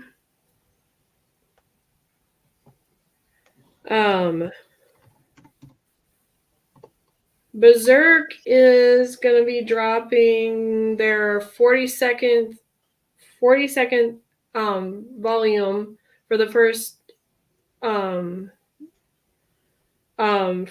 time after the creator's death. Then they had gone on hiatus, and that'll be in March of 2018. But I'm assuming it's over in Japan, and then I'm not sure when it's going to be released here in the States yet. But Dark Horse announced that. So, and there was some winners for different stuff for manga, and one of them was best continuing manga, which is Delicious in Dungeon. So I thought that was pretty cool since they have the anime. So that is all the newses I have. Oh, and for those people that are good with their Netflix, Sailor Moon is out now. Sailor Moon Cosmos. Watch it. So, But just don't talk about it because Shanae hasn't watched it yet. Oh my gosh. I technically know what's going on because I watched the originals and I have the manga, but I'm just very annoyed that I couldn't watch the new one in all its glory. Today gonna get You him. need All right. a website. All right, Ando, you gonna finish this off tonight? What Yeah, I video can game news finish you this got? off tonight. In light of Diamond not being here, I'm taking over for video game news. Diamond, I hope I do you justice because you kick ass at this. So if you can give me some pointers when you get back, I greatly appreciate it. The big stuff that I had is Xbox a couple days ago had Gamescom announced. I don't know if you guys had a chance to take a look at that. If from what I was seeing was correct, it took place in Germany this year, which is really cool. So it's not just a US based Gamescom. They're actually doing it all over the globe, which is nice. It gave Phil Spencer and a couple of the other development teams a chance to interact with their overseas teams, which is really nice. Obviously, Valorant got released on Xbox earlier this month on Game Pass for PC and console. Cool. They did also announce Star Wars Outlaws is going to be pre-order. I don't think that one will be exclusive to Game Pass, but that one comes out August 30th, so next week that one comes out. Anybody play Genshin Impact? Genshin Impact. I do. Yep. Genshin Impact did. Yep. That one did get announced that it is coming to console. They don't have a definitive release date. I know it's sometime in November. I want to say the 11th, if I read that correctly. But that one will be a Game Pass right off the bat. Game Pass day one. Xbox. Yes. Okay, I thought it was already on console. It's on PlayStation, No, isn't it? It may be on PlayStation, but it is not on Xbox. It's not because I downloaded it thinking it was ready. But I don't think that one comes out until November for Xbox. But that will be available via Game Pass. And then they have some cool new stuff coming out for Fortnite, including some new Marvel stuff that they have going on for it, where you get to take on Doctor Doom, which is cool. And That's then a awesome. couple cool games coming out that I was cool with release date wise. The four big ones that I kind of picked out was Dragon Age Veilguard. That one releases October 31st. Indiana Jones and the Great Circle comes out November 9th. That one will be just Xbox and PC. That one is not coming to PlayStation. Also, who likes Funko Pops? Funko Fusions. Yeah, Funko Fusion is supposed to be out September 13th on Xbox Series X and S, PlayStation, and Steam. It is also coming out to Switch and PlayStation 4, but the release date on that isn't until November 15th. The last one that I am really excited about, where are my Harry Potter fans at? Oh, we're right here watching the show. Hey, that's cool. Hey, all the Harry Potter fans, we're going. Harry Potter is now going to the Quidditch side of games. September 3rd, they are coming out with Harry Potter Quidditch Champions. So I'm super excited for that. I think with as cool as Hogwarts Legacy is, there isn't a whole lot of multiplayer mode to it, which I think they dropped the ball on for that. So I'm really excited to see where the multiplayer goes with Harry Potter Quidditch Champions. Obviously, October, you also have Diablo 4 Vessel of Hatred coming out October 8th. The new Dragon Ball Sparkling Zero comes out October 11th. Yep. Sonic and Shadows Generations come out October 25th. Black Ops 6 obviously comes out October 25th. And then I know we hit on this a few streams ago. Marvel Rivals is officially coming to console December 6th, 2024. And that has been announced on Steam, PlayStation 5, and Xbox Series X and S. Did you say December? December 6th. I gotta wait till December. Oh my god! It's in beta right now, though. Yep. Oh, and for anybody that's looking for a Goat Simulator remastered, sometime before 2024, Goat Simulator should come out. So, Kat, you will be very excited. You can play as your favorite goat and just throw them across the road. That game is so ridiculous. Andrew said he missed some of our After Darks. You're gonna have to go stripping for him. There you go. Oh, that's what we're doing. Yeah. I almost got the nip.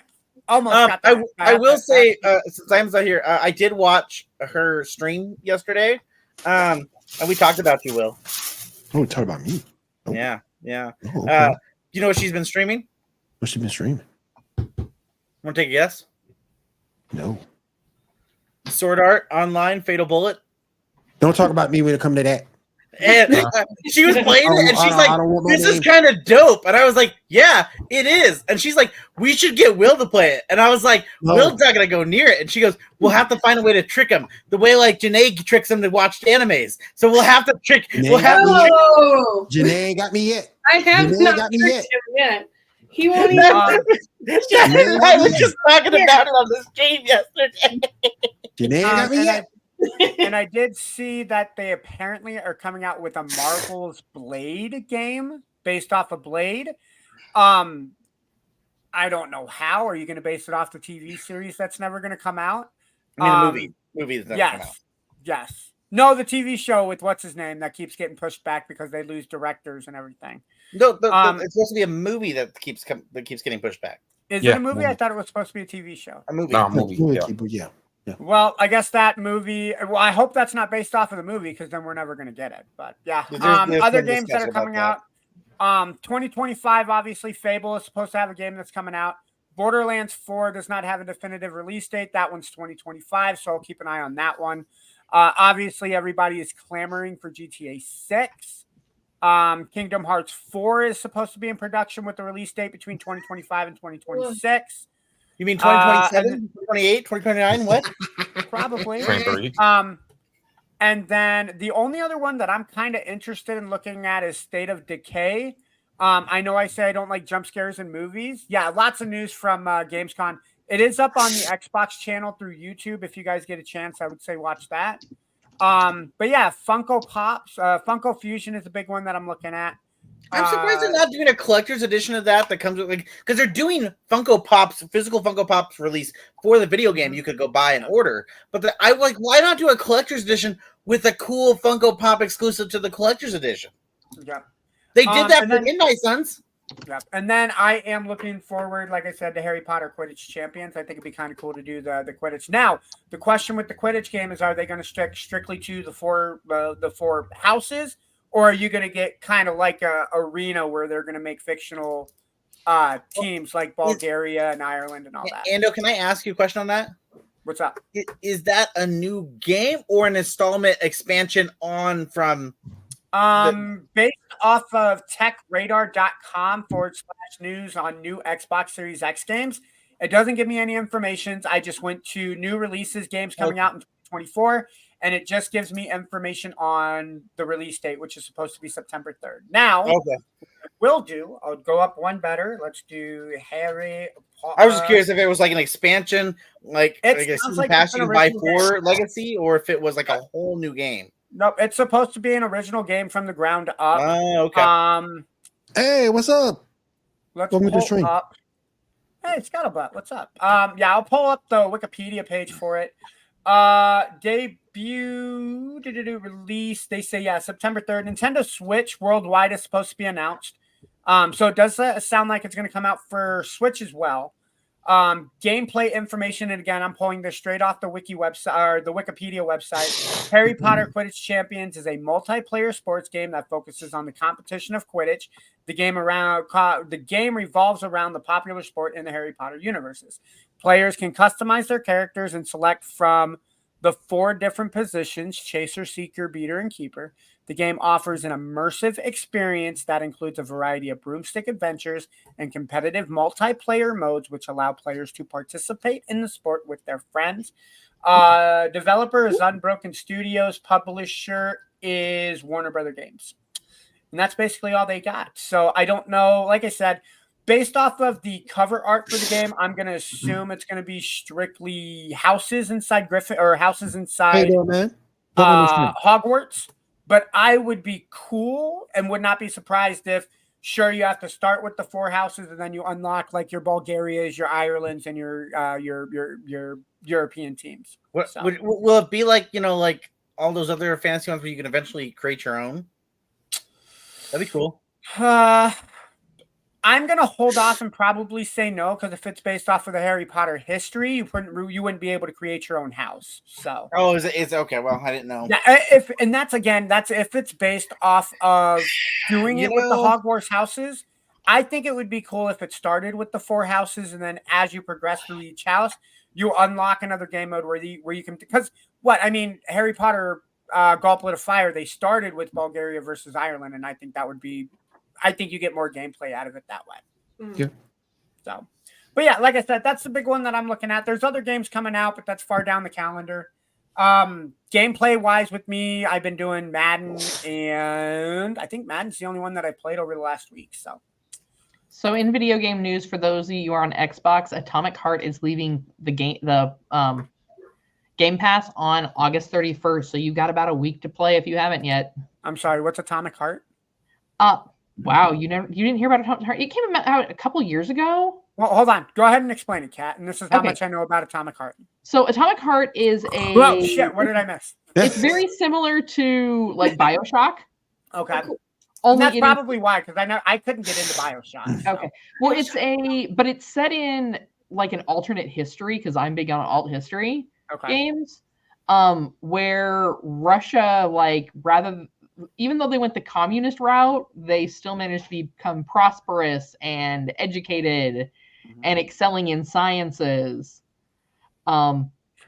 So it's a really cool game, really cool concept. For those of you that are into alt history, and I don't want to spoil it too much for folks, but yeah, it's a pretty fun game. But it leaves on the 31st. A new one did come out on Game Pass. Atlas Fallen, I think is the name of the game. 2-player, kind of open world roam game. You play in the sands of some country. I like it because it's multiplayer, so you play two-player co-op.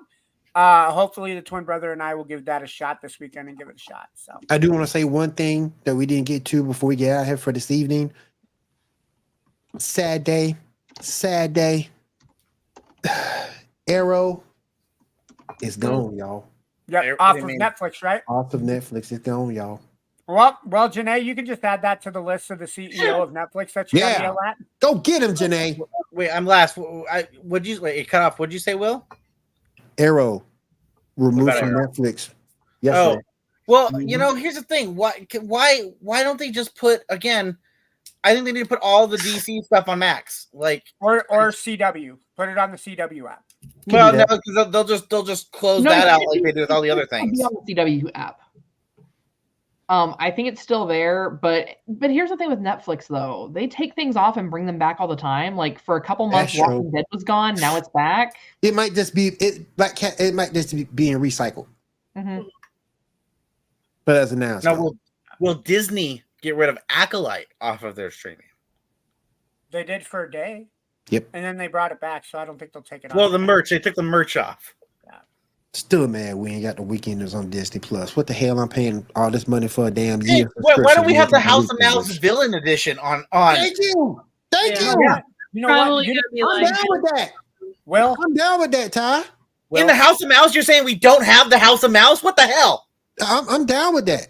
Villain Edition. That's what I'm talking about. That was dope stuff. Let's go ahead and bring some cat inspired shows. You know she the Red Lantern over there. Hey, Will. Speaking of I know. Disney Go ahead, news, Janae. Speaking of Disney news, Donald Duck turns 90 years old, so he's on an episode of Hot Ones. I have not watched it yet, but that's awesome. Oh my god! So, And he still got me. No. Hey, Will, you know how Will subtitles on. So, Will, you know how we fix all this shit, right? How you fix it? We need to call the head of Disney and tell them that we're a big conglomerate and they need to buy us up, and then we all get paid by Disney. Yeah. Think about the production value that we could put into this show. I mean, $22 million an episode. We could do a lot of things. Yeah. We do a lot of things. You don't even have to pay me 22. Pay me for that. We'll get those $500 lightsabers. You know what?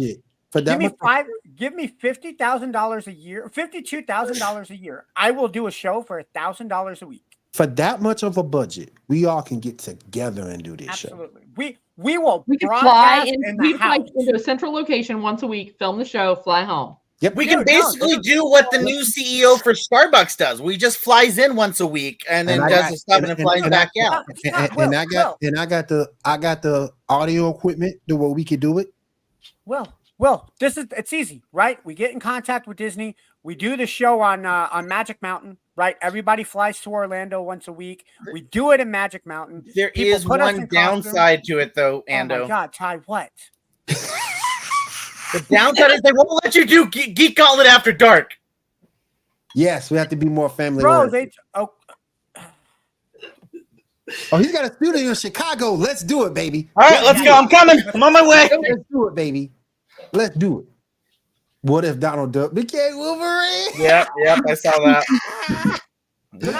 Can I just say, because I wasn't here when you guys were talking about Deadpool versus Wolverine, because I saw it the weekend after you guys talked about it. I don't think they missed anything in that movie. I think that movie was spot on. What do you mean? I think it was perfect. What do you mean they don't miss anything? I'm just curious. I don't think look, I think they got the perfect role for Gambit. They brought back the perfect people that they needed to. And Human Torch. Hold on. Can I speak on that? Before we get out of here, can I speak on that? His head looked too big to be in that damn mask. He was up here looking like a motherfucking sentinel. Who? Ryan Reynolds? I have not seen the movie, but I've seen the memes, and I thought he looks like a motherfucker. He look like he got the head of a sentinel like that, on that thing. That's what he looks like. Come on. For real. His dialogue alone. I will give him. I will give Channing Tatum. No.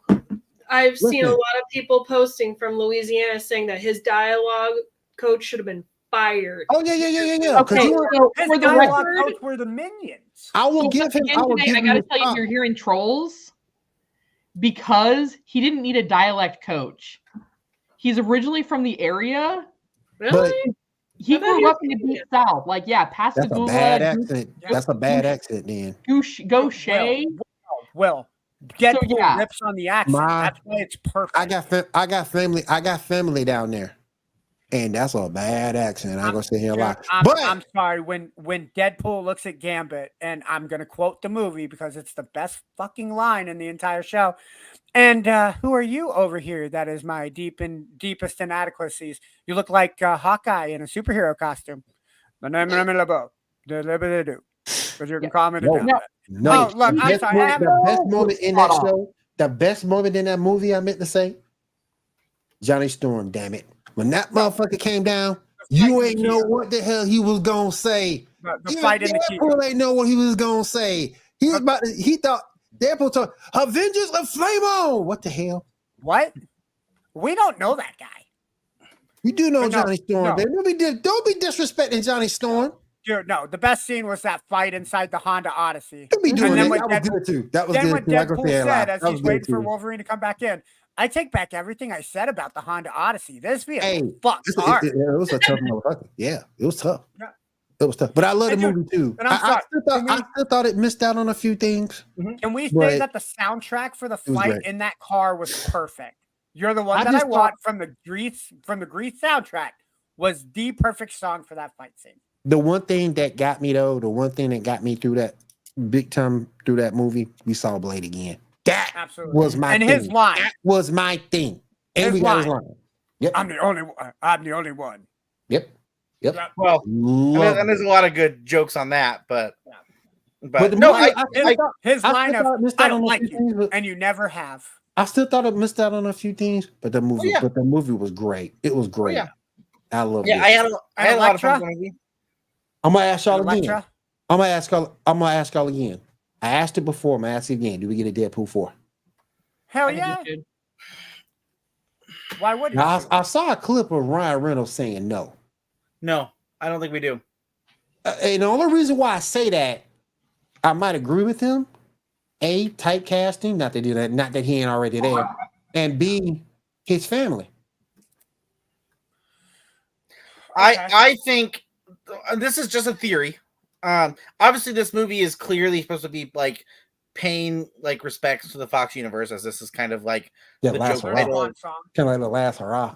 But obviously, spoilers, guys. If you haven't seen it, obviously they save the Fox universe. The only thing, there's really only two things they could do at this point with it, and they have to do one of these two. If they don't do one of these two, I can't imagine a third one that makes sense or even works. They either have to going into Secret Wars, this has to be one of the universes that collapses on the other, because in the most recent Secret Wars, it's two universes colliding on each other, and they destroy and create a whole new one. If you're already ending the Fox universe, if it's ended, might as well have that be your fodder. Don't end your MCU universe, end your fodder, and end another universe that you introduce with, like, the Fantastic Four you're introducing. Yeah. Have that collide on each other and then do that movie. The other thing would be, honestly, the Fox universe has their own universe, and we never need to talk about it again. They're gone. They're out there and they're gone. We don't need to talk about it because you just gave them you gave them their hurrah. Don't there's nothing more you can do with it. Hey, that's kind of like when we watched Crisis on Infinite Earths, the last one. It's like when the Super Friends got that trouble alert that the anti wall was about to come and destroy them. They ain't had time to do shit. Them motherfuckers just took it like they just took it like men. Yep. And it's like, they gone. You ain't gonna that universe gone. Ty, you think then moving forward, Deadpool will be more of a support character for, like, when the X-Men come into play? I don't think we're going to see a lot of. I think one of two things. If we're going to get more, which here's the thing, I know that Disney likes money, so they'll do whatever they can to bring Ryan Reynolds back for sure. That's that I have no that's going to happen at some point. No question. But if they're going to bring Ryan Reynolds Deadpool back, it's going to be for side moments or small roles. And then if they really want to have Deadpool actually prominent in, like, a cinematic universe, what they'll have to do is they're going to have to wait and recast him in 15, 20 years. Because you could, or he's the new Stan Lee. Well, you could, but again, that doesn't make him a prominent role. That just makes him a cameo role. Like, that makes him, and which is okay. You can do that. If there's anybody that can pull it off, because I think Stan Lee would still be doing these cameos, even for not necessarily just the Disney-based Marvel movies, but like the Spider-Man Homecoming and the Morbius and, God forbid, Spider-Man Homecoming was a Madam Web, Craven the Hunter. He would have made appearances. No, don't associate him with those things.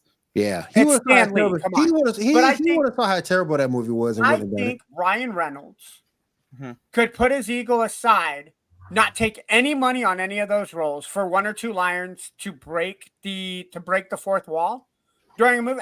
It's the perfect spot. With Sir Stan Lee being gone now, rest in peace, Stan Lee. Damn, I gotta watch it. I think it's the perfect spot. I think it's the perfect spot for him. It's good. It's just the problem is with as much as Wolverine is a lot of fun, great movie, enjoyable, but it there's breaking the fourth wall, and then there's really breaking the fourth wall, and and Deadpool 3 does that. It breaks the fourth wall in a way that doesn't it's not. Did it better than She-Hulk. We won't get into that, but no, it's. I agree that it's better than She-Hulk, but I still like She-Hulk. No, you got to talk, man. Deadpool is just so. You got to talk, bro. I rewatched the first episode of She-Hulk the other night, and I actually had fun rewatching that first episode. Look here, man. It's gonna be me and you next week. We just gonna have a conversation on this. Hey, it gave us Wong and Madison, and I still want Madison. That is true. I want my Madison. You're right. Wongers. You're right. But no, I would love to see more Deadpool, but like the thing is if you read in the comics, when Deadpool has his own comic, sure, he goes buck wild like we do see in Deadpool and Wolverine. But when Deadpool is in X-Force, when Deadpool is in an X-Men comic, there's less fourth wall break because it makes the story too complicated. It makes the story kind of messy, and it doesn't fit. It really doesn't. He'll make jokes for sure, and he can do that. Like in the first Deadpool movie, there's certainly some fourth wall breaks, but they don't break the film. It doesn't really elaborate. Yeah. But this one. Yeah, this was a huge thing about completely wrecking. If anything, if they're going to bring him back, they're going to bring him back so we can see his scene with Thor. Okay, we're going to have to see his Thor moment because that hasn't happened yet. So You maybe you only seen that in the comics, right?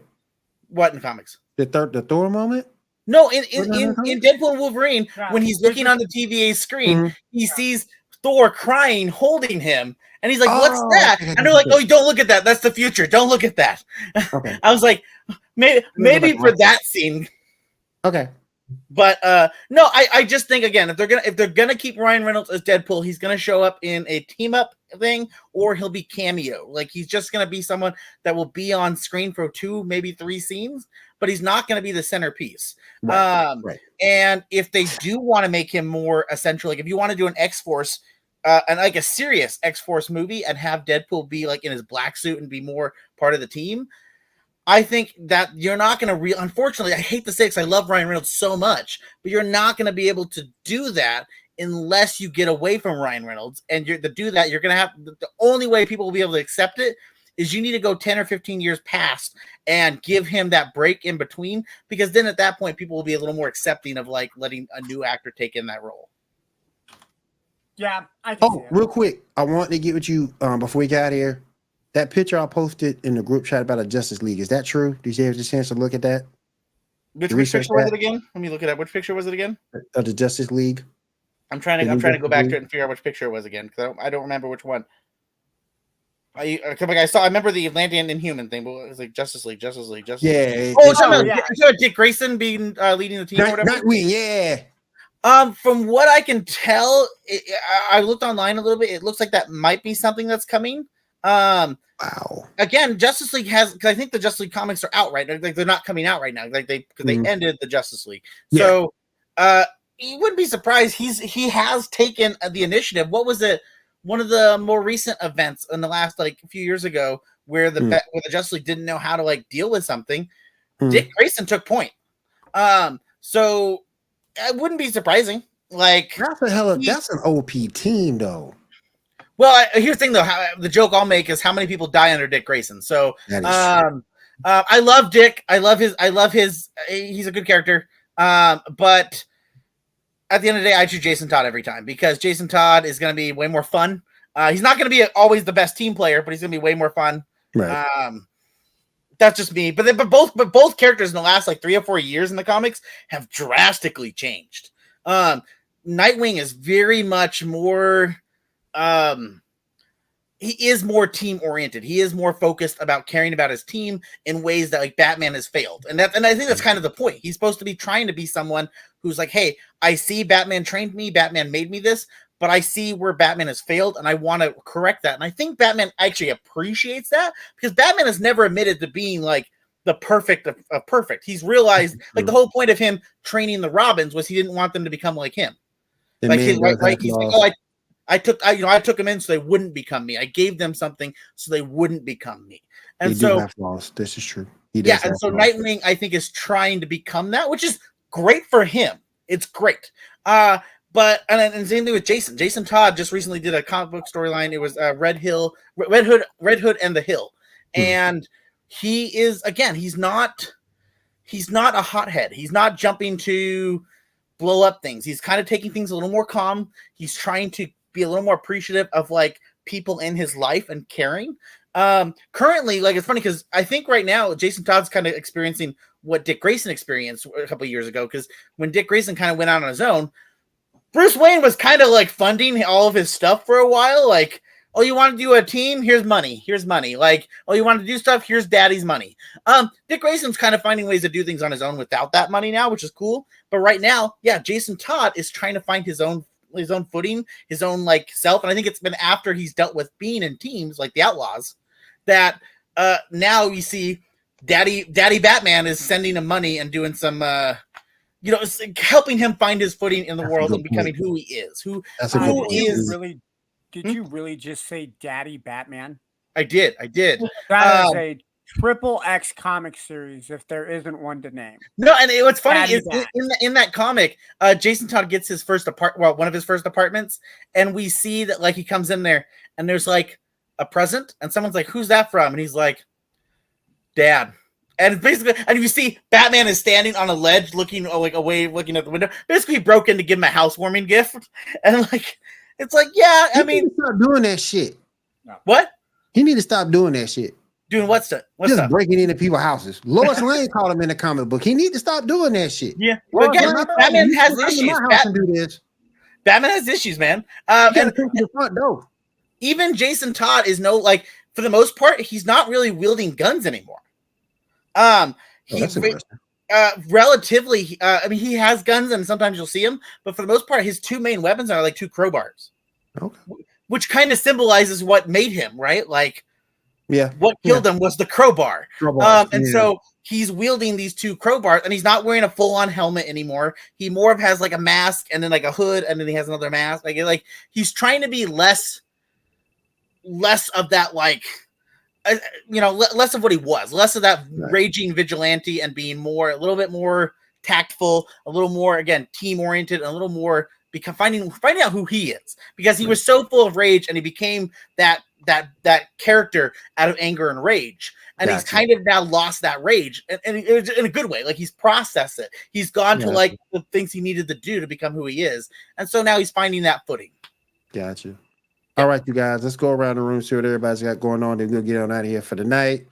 Kat, what you doing this week? What's going on with Geek News Now? So with Geek News Now, on Monday, we are going to have MCU Monday. On Wednesday, we should have a new episode of War of the Stars up on Podbean. And then Thursday night, we are going to have Cantina Happy Hour. And I don't know what they're going to be talking about, but if you keep an eye over on our Facebook page at Geek News Now, then you'll definitely find out there. They'll post that. As far as me personally, we are ramping up at my shop, Shield Maiden's Creative Creations, and you can find me on Etsy for the holiday season. So there should be a lot of really great, cool, geeky gifts and things of that nature that are coming soon. They are cool. I need the pictures. They're dope. Kat, I need a Geek Gauntlet coffee cup. I mean, I can see what I can do about designing those. Okay, that's what I need. And then we can get that set up for our fans, even if they want to have Geek Gauntlet. Yeah, I gotta get. We still need the Geek Gauntlet, though. The Gauntlet. It's gotta be like a gauntlet. Yeah, that'd be interesting. Hey, man. Everybody just sipping their drinks from the Gauntlet every single show. There you go. For Will, we know one of the things on the Gauntlet will be like a Dragon Ball. Yeah. It won't be whatever it is from Sword Art Online, though. That's for sure. Hell no. Well, yeah, it's not as cool as Sword Art. That's why. It ain't gonna have nothing from Sword Art Online, and it's gonna have nothing to do with food from Dungeon Wars. This is how Tyler gets kicked off the podcast. Food Wars. Janae ain't got me yet, y'all. She ain't got me yet. Just watch Delicious in Dungeon. I swear to you, I'm not tricking you on that one. It's really good. You're not jerking me, Janae. This is the children. Oh no, it is Geek After Dark. It's After Dark. She can say that. Favorite now before Disney sponsors us, because we won't be able to. Yeah. But once they sponsor us, that's it. Or is that Disney's plan is to keep us after dark? We're the Skinamax of Disney. That's what we are. Skinamax. Oh my goodness. All right, Shaw, what you doing the rest of this week, man? Nothing really. Just finishing up Code Geass over the next 2 weeks, and that's really it. I gotta for me, I gotta jump back into Yu-Gi-Oh! Duel Links. I've been out of the game for so long. It ain't funny. I've been on this big Pokemon kick for VGC. So I gotta jump back into Duel Links. That'd be for me. You take on your new girlfriend / future wife yet? She still wants you on that rematch? Oh yeah. She's my. Oh yeah, we're each other's rival. Like I said, man. Like I said, I got the vow, or I got the best man speech right here. And there's going to be plenty of Pokemon puns inside, man. I'm telling you. There we go. Janae, what you doing this week? Watching anime. Hopefully, if Netflix allows her, she's gonna break Netflix. Watch. She's gonna break Netflix. Watch. Netflix allows me. She's gonna break it. Hoping to mail out some stuff for my art and various other orders that I've taken for my beauty counter stuff, but that's about it. So, how's that art desk working for you? Well, I haven't sat at it to use it with my drawing pad. I've only sat at the kitchen table with it. I need to actually go to my table to actually do art. I just haven't. She got the state of the art stuff And then even use it. and won't even use it. I used it one time. It counts. I have photo evidence. Yeah, you do. That's why I was asking about it.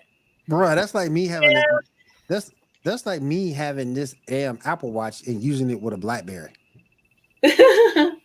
Will, don't ever put those two fruits together, sir. I know, right? You will never prosper. I know, right? Exactly. Right. That's my point. Ty, what you doing this week? I have a lot of comics to read because I just got a big order just came in from what? You got a lot of shows to watch too. Oh, well, yeah. There's always. For some reason, I started rewatching 007, which I don't know why, but I'm doing that, and then also. I don't know, for some reason I put on Casino Royale the other night and then I put on Quantum Solace today, so I don't know, maybe tomorrow I end up watching what's the next one. I forgot what's the next one after that. I forget. Not Spectre. Skyfall? Skyfall. That's right. Skyfall. Maybe Skyfall. The other thing I've been watching, which I really need to stop because it's actually really bad, but it's funny, but it's really, really bad, is that Boston Legal that I started watching. That's the one with James Spader, isn't it? Yes, and everybody, I don't understand the show because everybody is awful. Everybody is like really, really bad. Supposedly they're supposed to be kind of good people, and they at times are, but like they're bad people. I've never seen Boston Legal. Well, they make a lot of Star Trek jokes, which is cool, and there's a lot of actors in it from Star Trek, which is cool. Betty White's in it, which is cool. Oh, She's not a main character, but she's popped in for a few episodes. Betty White does do great, but even Betty White kills someone. Like Betty White murders somebody. So like everybody kind of sucks, and like these are a bunch of lawyers who are like, we're going to defend terrible human beings because we get paid money to do it, and that's cool. Like that's the show, and I'm like, what is the show? Like, they'll defend like rapist murderers and like everybody because they pay them, and they'll make it seem like they're innocent and fine, but then like we clearly see that these people are terrible human beings, and I don't know, but it's funny, but it's also it's awful. But I've been watching that. Yes, comic book shows and house cleaning. There you go. All right, Nando, what you got going on, man? Well, considering the week for me ends in an hour and 2 minutes, I'm probably going to go take a shower and go to sleep. That's my week. Nah, I'm joking. I'm getting back into the TikTok game. I don't know if you guys have been keeping an eye on my TikToks, but I did this. Long story short, somebody did a TikTok where you choose an NFL, MLB, baseball, or football, baseball, basketball, and hockey team, and you got to find the teams you're looking for in a minute. I have officially found a name for it. It's called Lost and Found. So if you have favorite sports teams you want me to find because they're lost, hit me up on TikTok. Just give me a message, and I'll put you on the list. Got a long list of people to catch up on. But then, Monday I should be on the Sports Reports podcast with our boy Will on YouTube and Twitch. Perfect. And then, I'm doing WWE Supercards is a big one I've been playing on. They did a SummerSlam promotion for the 10-year anniversary of Supercards, which came out 10 years ago, August. So that's taken up a lot of my time. And then, like I said, when I'm not doing that, I'm playing Madden. And, it's a great way to stay in shape. There we go. Will, what do you got going on? Oh, wait, we already, never. I'm so used to you not saying what you do that you cut us off early because you already said what you do, man. So, Yep. I did. Yep. All right. If there is nothing else, I want to say thank you to everybody out there in TV land for watching the Geek Gauntlet podcast. We do appreciate it. And Bangladesh. Yes. And Bangladesh. Our people in the people in the Bangor area. They love us in Bangladesh. They do. And we love you. It's Sparky. That's why they love Sparky. I think you're the only person that loves Sparky, but that's just hey, anyway, you said it was a mascot, sir. You said it was a mascot. I just think of from Megamind when the superhero comes out and he goes, "I love you, and I love you, random citizen." There you go. Yep. That's your boy Homelander. Yeah. All right, let's go ahead and get on out of here, guys. Thank you for being here. We do appreciate it. Have a great week. Have a safe week. Take care.